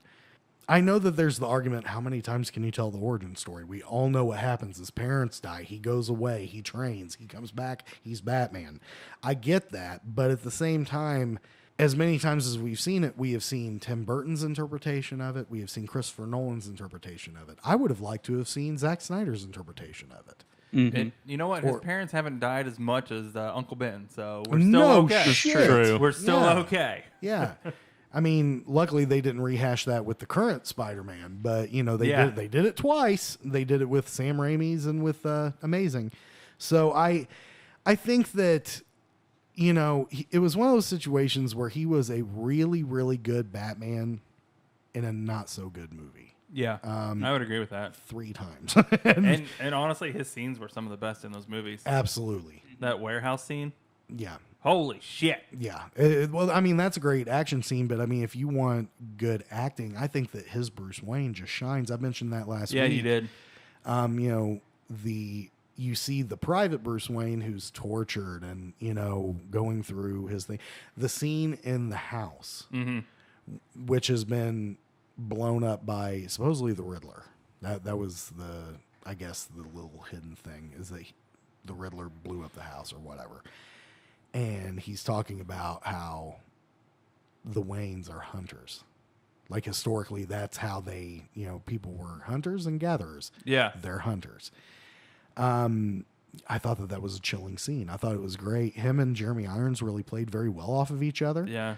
I really like Jeremy Irons too. I'm really sad that we're not going to see more of that. But, you know, it is. I would have liked to see like a prequel of them. Yeah. Because there were so many different little teasers and tidbits, like the Robin suit specifically. Yeah. With whatever was on it, like the joke's on you. Jokes on you, something that was written. I would actually love to see a live action like Death in the Family telling. I think that would be amazing. I would be happy with even just an animated telling of it. Like you know, they can do that with DC Universe, you know. Yep. But I don't know if we're ever going to see that. But Ben Affleck, you know, we only got to see him as Batman 3 times. And not even in his own movie. No, he never got a solo film. He was always, I mean, Batman v Superman was very Batman heavy. Yeah, it was. But at the same point, still. Yeah. Obviously, he was in very little of Suicide Squad. Yeah. I was glad to see him show up there, though. He was in an appropriate amount. Yeah. For that movie, yes. Because it was not a Batman movie. Yeah. So, and then Justice League, I think that him and Gal Gadot were definitely the two that shined through in that. I thought that Ezra Miller was okay. And obviously Jason Momoa just fucking killed it. Yeah, he is. I think I like him, but whoever was Cyborg was just stiff and wooden the whole time. He was Ray dry, Fisher. Yeah. But I think that, you know, and I'm sorry, I know that you disagree with me, but Henry Cavill, I think, suffers from the same issue. I think he did in that movie, but I don't think he does the whole time. Like, I thought he was. Man of Steel, I still think is a great movie. I think Man of Steel is very underrated. Yeah. I just don't think that it was. I thought that Superman Returns was a better movie. Bullshit. I do. That's wrong. I do. And you want to know See, why? I like Brandon Routh, and I do like that movie, but I like it because it's a Superman movie. But do you know who It's carries not that good. movie? I hate to say it. Kevin Spacey, he does. Kevin Spacey has turned out to be a complete and total fucking asshole. Yeah. And everybody should hate him, but the thing is, makes a good Lex Luthor. Yeah. He made a great Lex Luthor, and you know, I thought that it was a pretty well done movie. It's just my opinion. It's boring.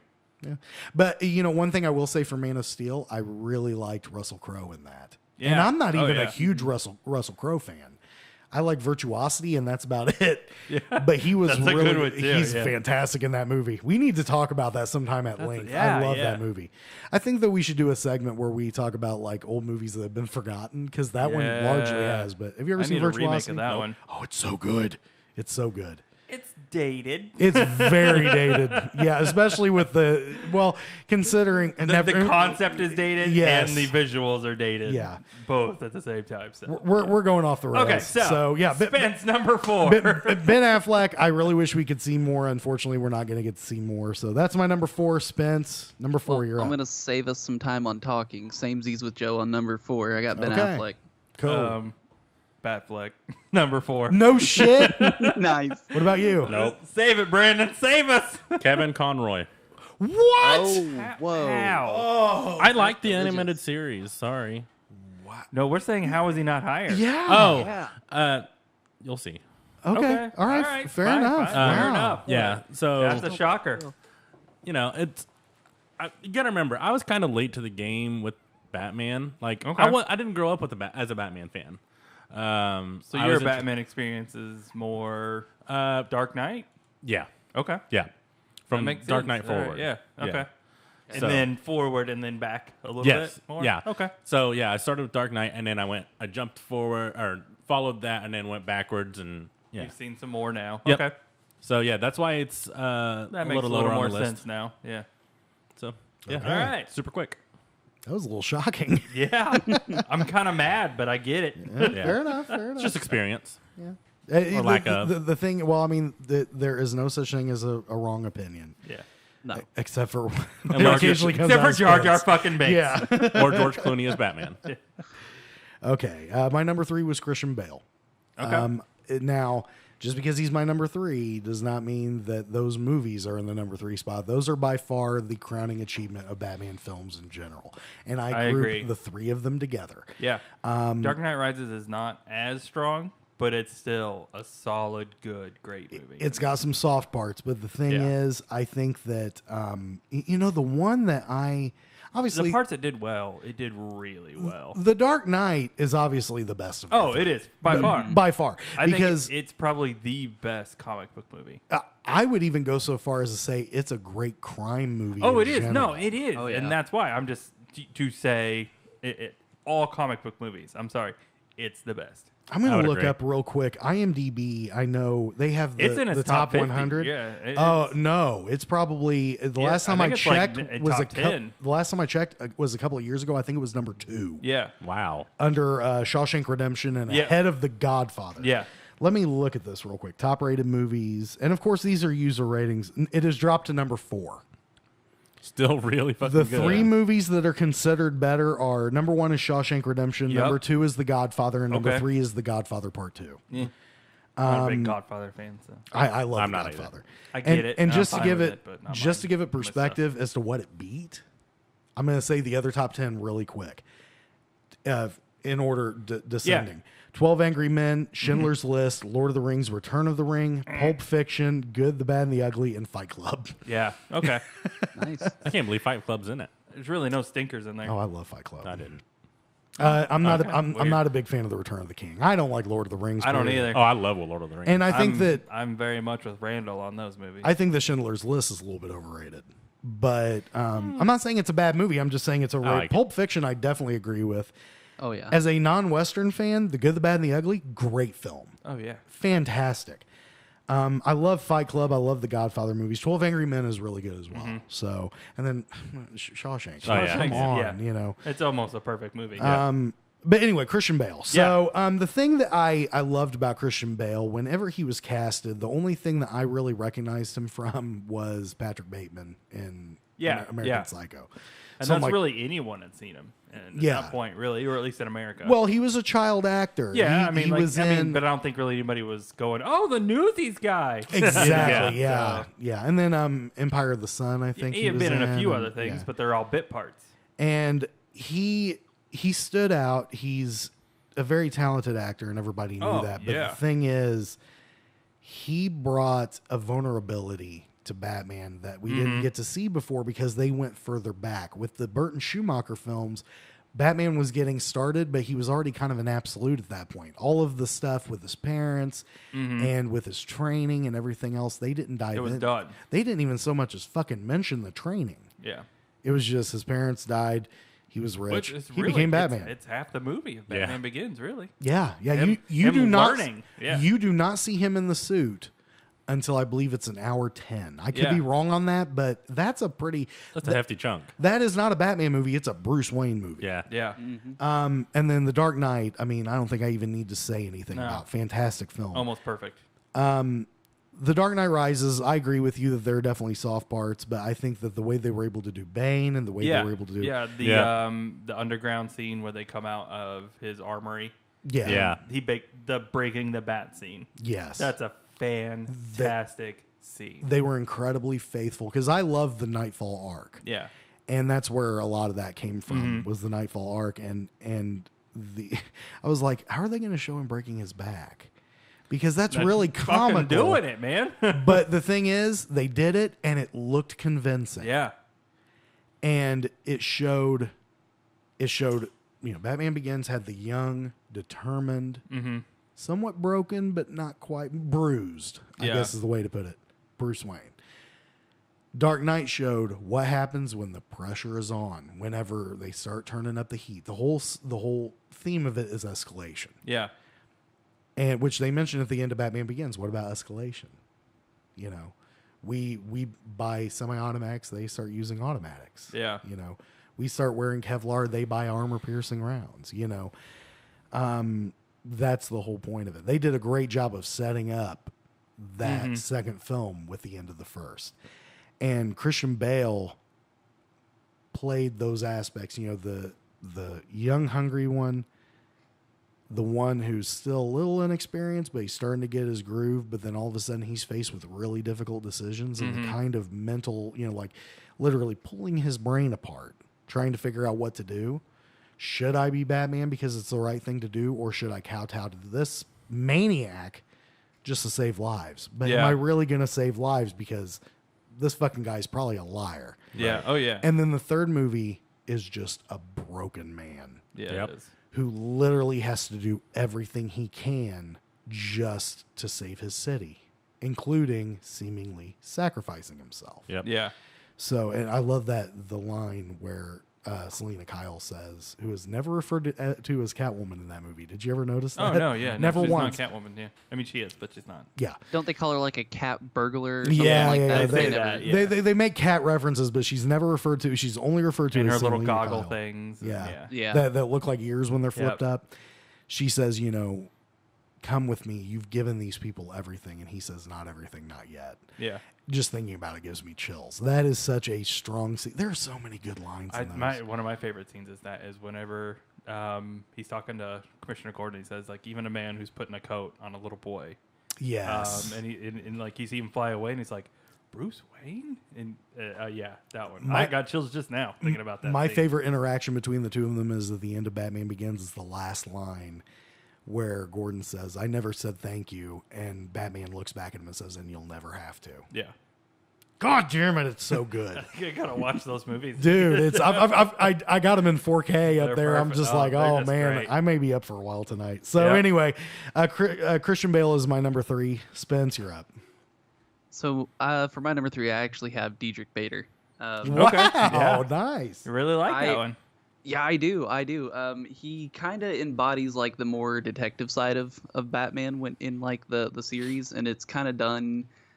Is that the only movie he's done? The Well, break- it was a series. Yeah, it Oh, it was was a a very series. short-lived Okay. series, and it is very, very kid-friendly. Like it was geared towards kids. I had seen it. I mean, I've seen of it, but I've never watched it. And you could tell with the art style, it's more kid friendly. Yeah. So, okay. It is, cool. but it was good. But I wouldn't have ever thought, like we were talking about earlier, that he would have been somebody that could have portrayed a convincing Batman. But watching the series and like hearing him and how it's kind of, I won't necessarily say true to comics, but true to the comic style of how everything happens. Like they'll tease things and then they pay off in later seasons or later episodes or whatever. But his show was just all around good, and I thought he made an excellent Batman. Very cool. Yeah, Okay. it was surprisingly good for the basis. I mean, it is For definitely- being so geared towards children. Yeah, you wouldn't expect that to be good, but it actually really is. Like Teen Titans Go is horrible. Oh well. I don't know Teen Titans, It has the feel of that, but Okay. but it's actually really good. All right. Minger. Christian Bale. All right. He and as Joe said, those are probably my favorite Batman movies. But he's not going to be my favorite Batman. I think there's a little bit of issues with some of his character, just some of the choices that were made. But otherwise very solid. And he complements those movies in a series that I think highlights the villains more than anything. And I think he's a really good foil to him. So Absolutely. yeah. Brandon. Joe's going to give me some shit on this. Michael Keaton. Okay. I'm not going to give you any Oh, shit. all right. Well, I mean, it makes It's going to sense depend on based who's off number of 2 and number 1. It really depends. Not George Clooney. Since we made, we kind of figured out with Kevin Conroy and your history of Batman, Yeah. it makes a lot of sense. No, No, it does. Because, really- he doesn't have that experience and that nostalgia with it. His nostalgia starts with Christian Bale. And exactly. again, I repeat that he saw the 89 Batman for the first time like 2 weeks ago. Yeah. So, I mean, that's fair. Have you even seen Batman Returns yet? Yeah. Okay.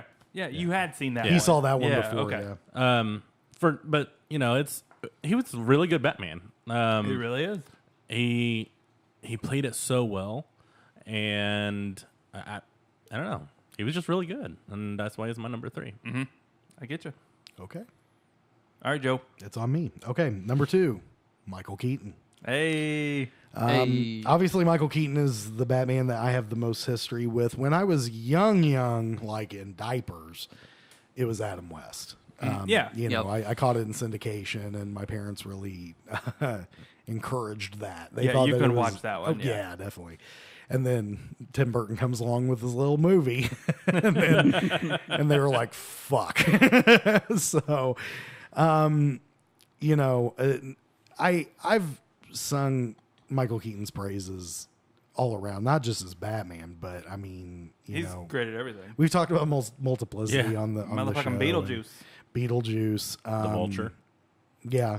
The Vulture. Birdman, you're a huge Birdman fan. What he's been doing lately with Birdman and he's like kind of Renaissance. Yeah. So and it's been great. It's good to see him kind of back in the groove of things. Spotlight also, he is amazing in Spotlight. Did you see him show up on SNL not too long ago? Yes, I with did. Emma Stone. Yes, I did. Did you see? Actually. Did you get the reference? Yeah, Did you see it? Yeah, that was great. Yeah, and then whenever he hosted as well, Okay. he did. They did a big thing where I think it was Taron Killam and Bobby Moynihan. Where this was several years ago. Yeah, that's been a while. Yeah. I think it was when Birdman was coming out. They were trying to get him to do Beetlejuice and Batman on the thing, and he finally says it's showtime. Yeah. Okay. And he says I'm Batman, and it's just like I think I did see that. Now that I've seen that, yeah. He also was at a college graduation, and he was the speaker, and he's like, "I want to leave you with 2 words: I'm Batman." Yes. Yeah, and then he left. Which is corny like as he's hell. just having so much fun. Oh yeah, He's and having so much for fun with years it. he didn't talk about it. It was almost like he wanted to break away from it. But the thing is, it's almost like the Jamie Lee Curtis syndrome. That's what I call it. Jamie Lee Curtis for a long time really was the wanted scream queen. She wanted to break away from Halloween and prom night. Yeah. She wanted to get away from that. Now she wants to have embraces fun. the Yep. shit out of it. She did a convention in Indy a few years ago. Her only convention appearance. She will never. And she even said, she's like, I wish I had never marketed this as my only one because I love this. That's awesome. These fans are amazing. I could see Michael Keaton doing something like that. He doesn't need the money. Yeah. But he's getting fat ass residuals off of the first 2 Batman movies, if nothing else. Yeah. But the thing is, he did a great job in the movies, and now he's finally come back around where playing an aging movie star that is famous for playing a superhero. Yeah. Come the fuck on. How Like, fucking meta can you get? Yeah. I heard about that and I'm like, shut up and take my money. Like, Yeah. I'm seeing that movie. But he's a fantastic actor, but going back to him as Batman, the eyes. He's got those piercing eyes. He really, they did a really good job of that. Yeah. And you see him just tortured, but it's not so over the top. You don't have to know why he's tortured. You just have to know that he is. And, his chemistry with, his 2 leading ladies, if you will, Kim Basinger in the first and Michelle Pfeiffer in the second, which actually Michelle Pfeiffer almost played Vicky Vale, but they were dating at the time. And he thought that would be too weird. They were not dating whenever they did Batman Returns. I think they had better chemistry. I think they had better chemistry than Basinger. Oh, absolutely. Yeah. I am so glad that she didn't get the role in the first one though, because she played a perfect Selena Kyle. Oh, in Yes, Yeah, absolutely. yeah. Well, then there's also the story about Sean Young, who played the female detective in Ace Ventura, the one that ends up being Oh, Einhorn. Finkel is Einhorn. Yeah. Einhorn is yeah. She was also cast as Vicky Vale, but then she fell off of a horse Oh, and no injured shit, okay. herself during filming. Hurt her dick.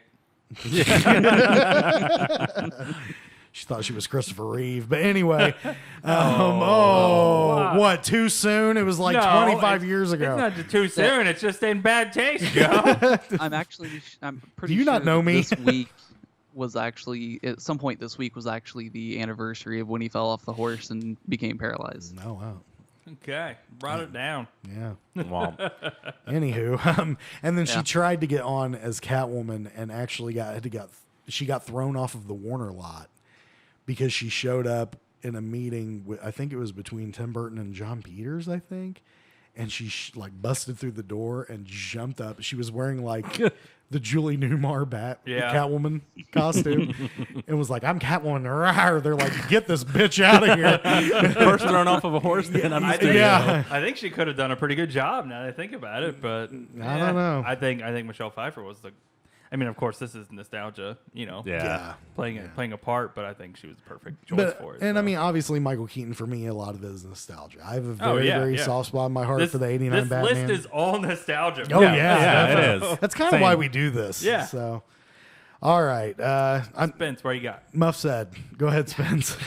Keeping it easy again, Michael Keaton. It's not a little thing if you laugh every time you say it. Okay, That's true. It's got to be something that people have to pick up on. Did you hear what he said? Yeah, he said Michael Keaton. Yeah, Okay. awesome. So is it my turn? Yeah. Yeah. No, like I just get it. Michael Keaton. Figured that.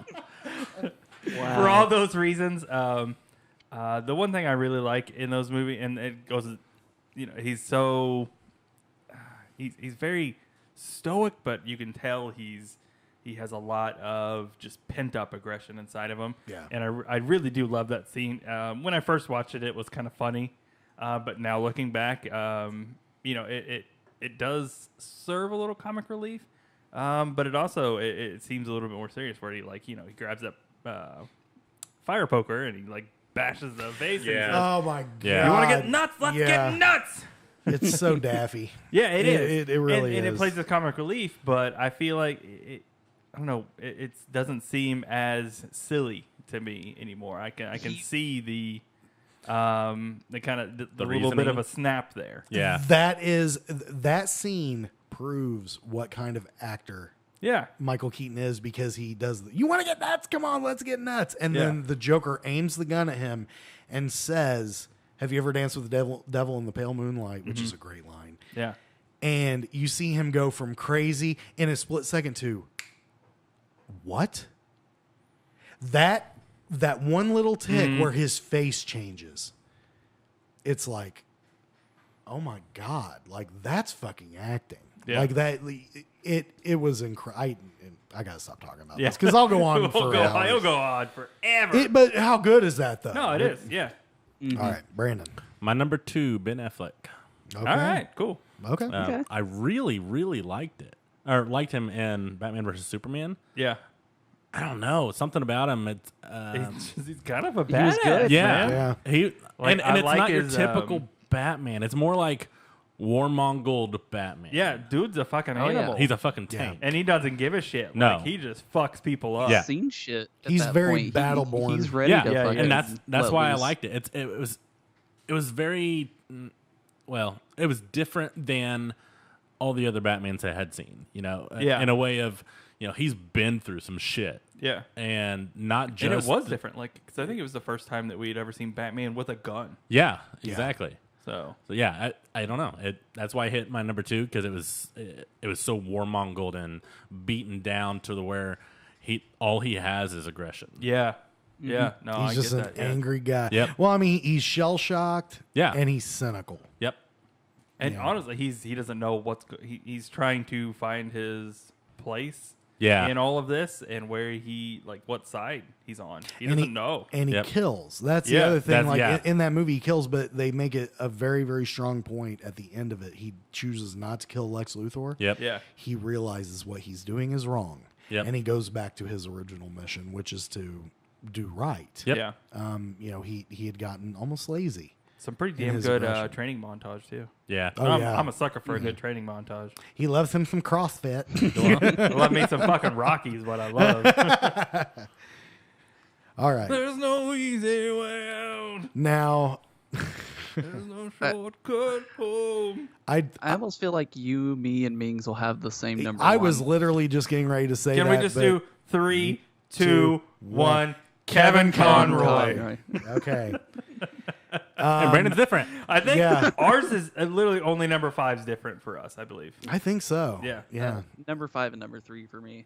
Yeah. I mean, Kevin Conroy, physically, not Batman. No, you look not at at all. him and you're No. just like, how the hell is this guy Batman? But the thing is, His fucking voice, man. It's the voice. I will say it's the voice, but also I'm going to throw this in because this does matter.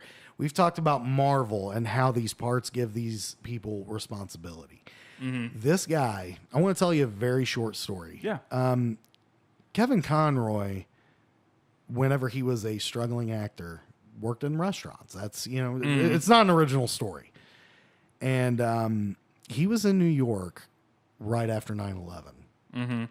And he went down to Ground Zero and was just like, what can I do to help? And they were like, do you have restaurant experience? He goes, I'm an actor. Of course I have restaurant experience. And he literally went down and fed the firefighters and the workers and stuff. He helped cook and served food. That's awesome. That's great.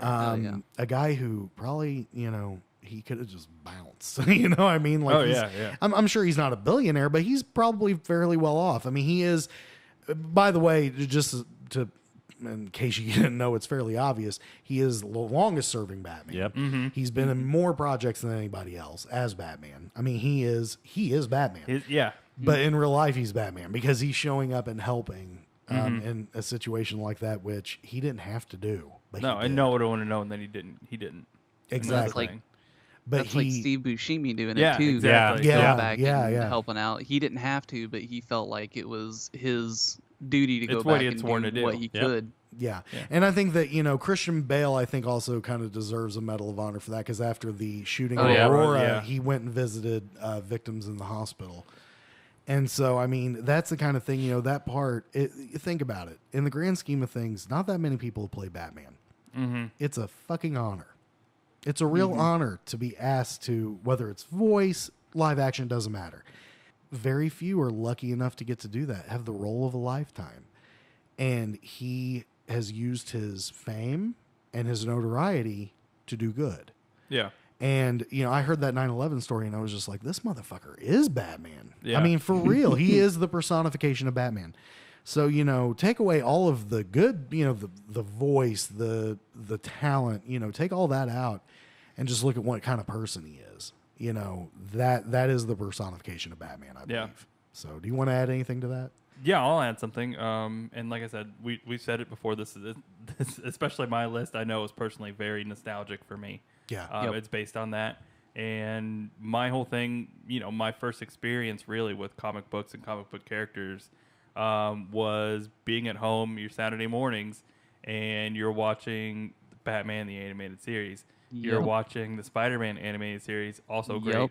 And the Power X-Men, Rangers. the X-Men animated series. Those are kind of the three big ones right there that were, all kind of that high quality and kind of all at the right time too. Man, and those were so great because they were done like comics, like 4 or 5 episode run of a certain storyline, and then they switched to something else. Like I think that is what kind of made that was almost like the a kind better of golden shows. age, its own golden age of comic book animated TV shows.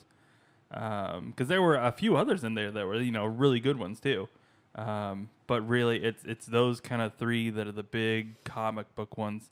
And Batman, it holds up today, and I really appreciate going back the art of it really.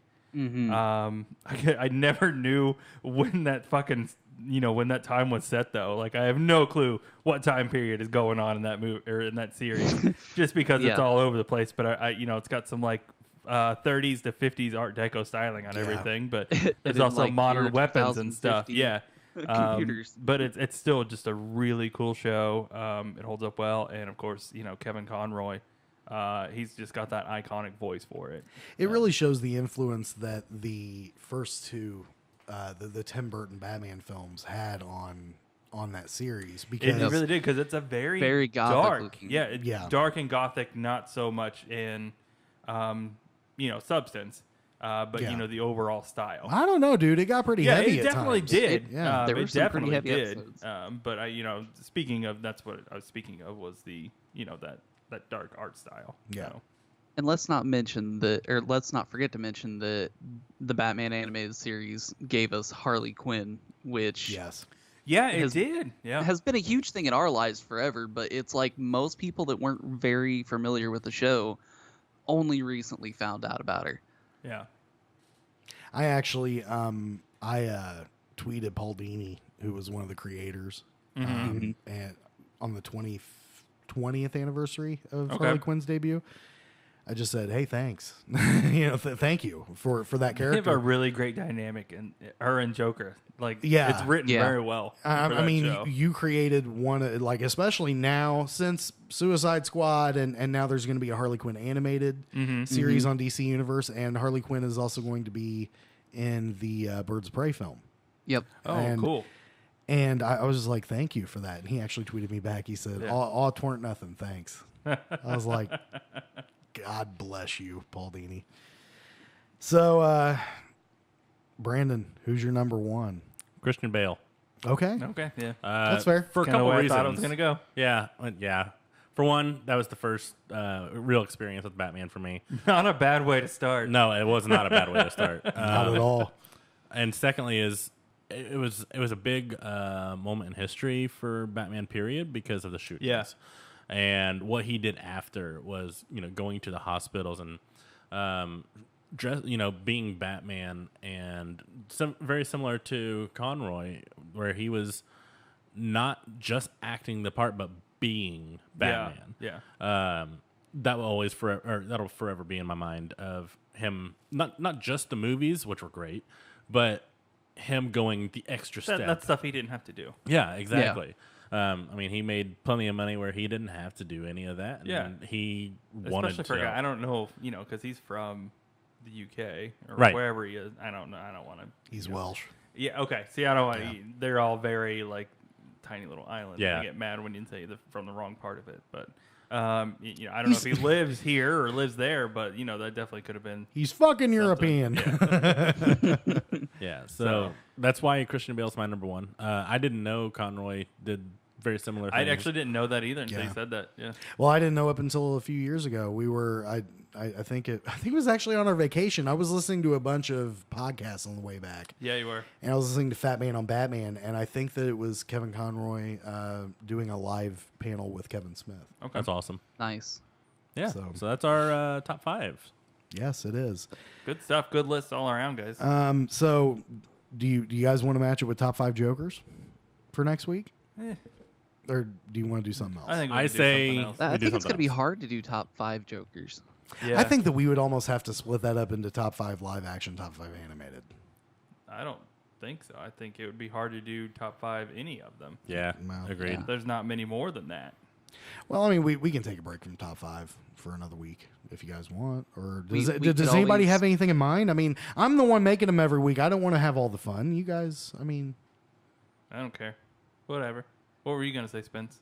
Yeah. I was going to say we don't even necessarily have to go with Batman, but we could do since our list for the most of it or of us have been pretty much nostalgic, we could go with our top 5 nostalgic movies, like things we used to love watching, when we were younger. That make you cringe now. Or maybe those underrated movies, forgotten 90s or something. Yeah. Well, I mean, here's the thing, though. That's kind of broad. Yeah. You know how we got very I specific know. with the romantic comedies? Yeah. How about this? Top 5 after school shows that you watched as a kid. Oh, okay. Animated, live action, doesn't matter. Anything, yeah. Yeah. I'm good with that. I think that would be, and I have a feeling that we're going to see a lot of crossover on that because all of us are relatively the same age. Yeah. Mm-hmm. So there's not going to be a lot of, there's no generational gaps here. Right. No, but that's So, okay. yeah. So, But we're going to get different perspectives on each one, so it's fine. Everybody cool with that? Yeah. Yep. Yeah. Okay. I'm cool with that. All right. So I'm going to truncate the rest of the show and because we are very, very far along. I was going to kind of break these down, but I'm just going to tell everybody to watch some trailers. First off, Once Upon a Time in Hollywood. Now, Brandon and I have talked about Tarantino. He's not a huge Tarantino fan. I am a gigantic Tarantino fan. I like it. Might be my favorite filmmaker, believe it or not. Okay. As much as I love Kevin Smith, a lot of people would point at that, but I love Tarantino because I don't know if that dude is capable of making a bad movie. Yeah. Kill Bill. No. Just because you don't like it doesn't mean it's bad. Yeah. I hated the art of it. See, That's what made it bad You don't for like me. the pussy wagon? yeah. I mean, if it was so bad in my mind that it put me off of all of his other Tarantino, movies. really? I think, except for Pulp Fiction. yeah, and I mean that's fine. But the thing is, I mean, I love all of them. There are some that I like more than others, but I don't think I've ever seen a movie that he made that I didn't like. My favorite Tarantino movie is one that he just wrote instead. Oh, Natural Born Killers or True Romance? True Romance. Okay, fair enough. Have you seen the movie that him and Robert Rodriguez and two other directors did? I can't remember their names, but it was called Four Rooms. Yes, I have that on my Plex server. Believe it or not, I have not seen his segment on that. I have not seen that movie. That is the only thing he's done. I haven't seen it. I need to watch that. It's called Four Rooms. Yeah, it's got like I only have vague recollections of this, and I'm just struggling. Oh, it's so good. It's got John Turturro. Is that his name? Yeah. Isn't Antonio Banderas in it as well? Antonio Banderas is in it. Bruce Willis is in it at the end, I do believe. Okay. Don't say anything else, because I'll actually watch it this week. And we'll do that as a homework assignment. I'll have a homework assignment this week. Got a Coven of Witches. Fair enough. Cool. All right. Right on. If I was going to pick out a favorite, it would probably be Kill Bill as a collective. Oh wow. Okay. Although I am one of the few that actually liked Volume 2 more than Volume 1, because I felt like there was more substance to it. I didn't think they were bad like Brandon, but they're kind of lower on my list of his stuff. Fair enough. Yeah. What would be your top? I don't know. I mean, it's one that he wrote instead, but like I'd probably Pulp Fiction for ones he directed. And then I really did like Hateful Eight too. Really? Yeah. Hateful Eight. I think Hateful Eight and Inglourious Bastards would probably be towards. I forgot about Inglourious Bastards. That's up there for sure. They would be towards my bottom. I think that if I was going to go towards the top, I think that Jackie Brown is incredibly underrated. And I really love Django Unchained. I really love that. I do movie. like Django Unchained too. So I just forgot about his filmography when I was making that. Yeah, Reservoir Dogs. Do you like that? Yes, I do. Yes. Sure do. You wanted to? Okay, so you remember how you were telling me the thing that you liked about Saw was that it was one room. Mm-hmm. You know, there were actually scenes in other places, but the majority of it happened in one room. You need to watch Reservoir Dogs if you haven't seen it, because that is literally one fucking room. Well, I said it was interesting that it was one room. Yeah.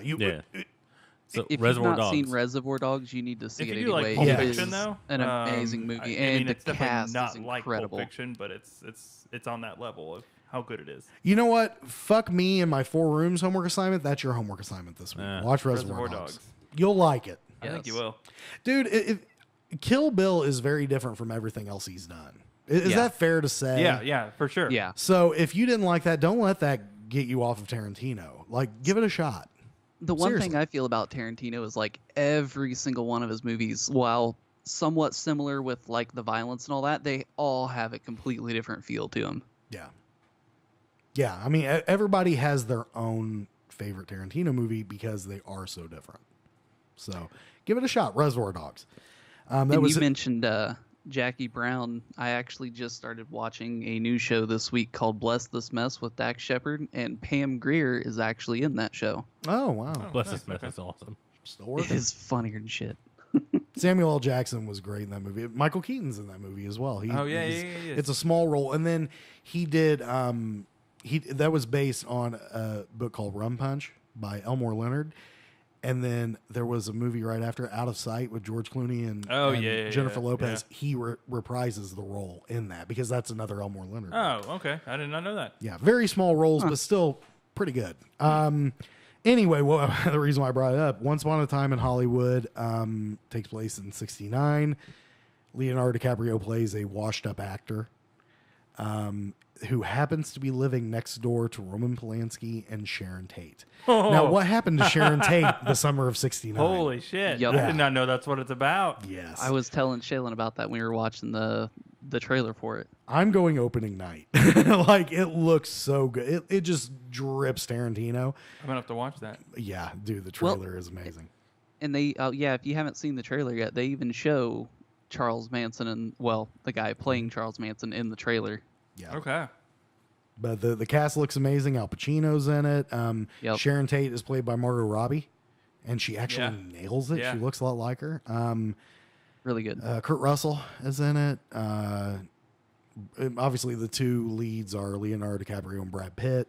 Mm-hmm. Leonardo DiCaprio is the movie star. Brad Pitt plays his stunt double, who's also kind of like his best friend. Okay. I So do it's- believe that I saw Kevin Smith post that Harley Quinn Smith actually has a cameo or a small Yeah, part. I in the have movie. seen She's that, one of yeah. she's one of the Manson girls. I don't Yeah, know there if you she's go. one of the ones that was involved in a murder, but I maybe know one she's on the yeah. the whatever the camp they had. Yeah. Yeah. The Spawn Ranch. Yeah, that's Yeah. it. Yep. So Yep. it just looks amazing. It's not necessarily about the Manson I'm murders. excited for that kind of story though. That sounds Yeah. fun. Yeah. I like true crime.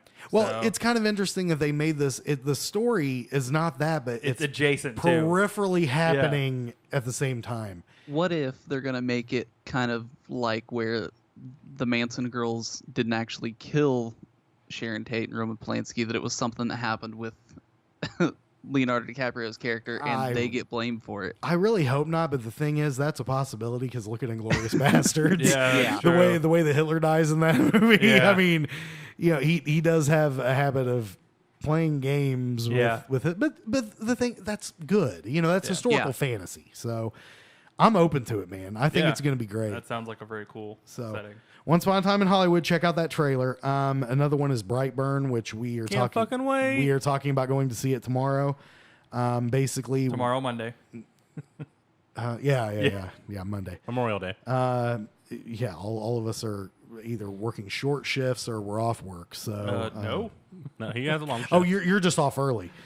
Yeah. Which we need to wrap it up because it's getting late. You probably want to sleep tonight, don't you? We gotta be up. Overrated. My alarm starts going off at 5:45. And it continues till 7. Jesus. No.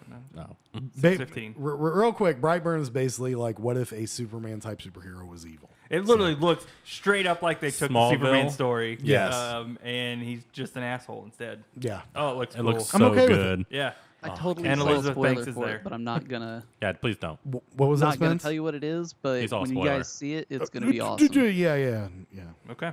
Yeah, pump the brakes on that, motherfucker. Yeah. I'm not giving anything away. It's okay. Real quick, Terminator Dark Fate trailer came out this week. Looks great. Looks fantastic. Amazing. Really good. Linda Hamilton is back in the saddle. Yeah. Yeah. God damn it. I'm I love loving the 2-in-1 Terminator that they have going on. Yeah. Yeah. He's kind of looks like a nanoparticle Iron Man going on a little That's bit. That's kind of what I was Well, thinking. they kind of touched on that a little bit in the last one in Genesis, but then also, I mean, Terminator didn't watch 3. I didn't either. Yeah, No, she was liquid metal under like the with the exoskeleton. Yeah, or Endoskeleton. endoskeleton. Sorry. Come on, get your I know. I'm sorry. prefixes right. I know. I'm an idiot.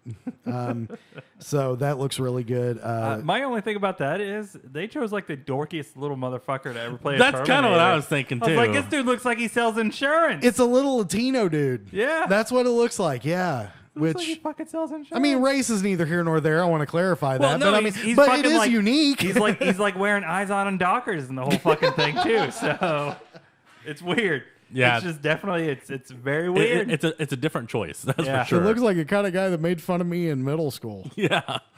You don't wear Abercrombie? The next one was Westworld Season 3 trailer, Great. which Can't wait. one of those trailers that if I did not just say what it was, you would not know what it is Yep. until the last 5 seconds. So if you haven't seen it, watch it. It's readily available. And then last but not least, Stranger Things released a clip for Season 3 of, what was the character's name? It's Max's Bill. older brother. What was that? Billy. Is it Billy? Yep. Oh, okay. Well, it's Jason from the Power Rangers movie. That's how I recognize this kid. Oh, yeah, I didn't watch But he's a lifeguard, and I'm pretty sure that Mrs. Wheeler is gonna fuck this kid. Oh, okay. I really am. So while we were watching it, because I watched it upstairs with Joe, and I noticed something. Have you watched it yet? No. All right. Well, I think you're reading way too much into it. he thinks I I'm don't reading think- too much into it. Darren, Yeah. I think Darren agrees with me. But you'll see something flitter across the screen in the bottom left hand corner, and yeah, I don't know. Okay. Joe didn't even notice it. I didn't. And the thing is, and even though you point, and I know what it is, you pointed it out to me. But I mean, the thing is, I think that this was just like a disposable thing. I don't think so. I to think kinda there's set a up, meaning because behind it. Can we agree that the Wheeler's dad is a fucking idiot? Well, yeah. Oh, yeah. That dude is he's one of the most annoying characters in the history of television. And I don't condone cheating, but I wouldn't be upset if she ends up fucking this kid. I really wouldn't. Like, but you see some. I kind of thought she was gonna fuck the asshole kid from season 2. That's him. Oh, Yeah. that's that Yeah, kid. it's Billy. Okay, Yeah. yeah. Yeah, that's okay, him. Never mind. Same kid. The one that she was Yeah. making eyes to through the Yeah. door. Yeah. Yeah, You okay. need to watch this clip. It's Okay, hilarious. yeah. Yeah. Yeah, she's all sorts of just menopausal, getting ready to jump on that shit. I'm serious. Get But it, yeah, girl. anyways, I saw that. Into a cougar. He said it turned him into a cougar. There you go. I think there's a deeper meaning behind it. But Okay. we'll see. I'll look into that. Yeah, and I mean the thing is, if there is, I'm more than willing to admit that I'm wrong. I just don't think that there is. Yeah. But that's I just don't see why they would put it in there. Something so obvious. Well, maybe they fucked up. maybe Have to check maybe Maybe, something but flew by. I don't think so. They're putting coffee cups in Game of Thrones. yeah, I mean, but you know, this is it's, Stranger Things. it doesn't matter. There's 2 big shows. Yeah, I don't know. I mean, some would even say that Game of Thrones, just for its longevity, is bigger because Oh, it's yeah, been it around is. longer. Yeah, no, I agree there, but I mean, Stranger Things is not far below it. I mean, Stranger Things Not is at a all. phenomenon. Yeah. But, you know, I don't know.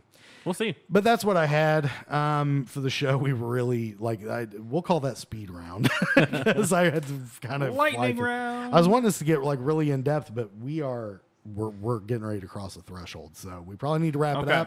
up. Just a reminder, June 23rd is our next live show. It's going to be the 30th anniversary of Batman. The 89 Batman, that is, Tim Burton. We are going to be doing that live. Brandon will be here. Spence will be on Skype. I will be here. And Mings will not be here. He will be on vacation, but we're going to Yeah, see. sorry. I believe we're going to have a guest Special host. guest. Yes. So, Farting up my chair. yeah. I believe Spence had something to go over tonight. Yes, that's right, Spence. I'm sorry. But please make it quick. 'Cause Oh yeah. No.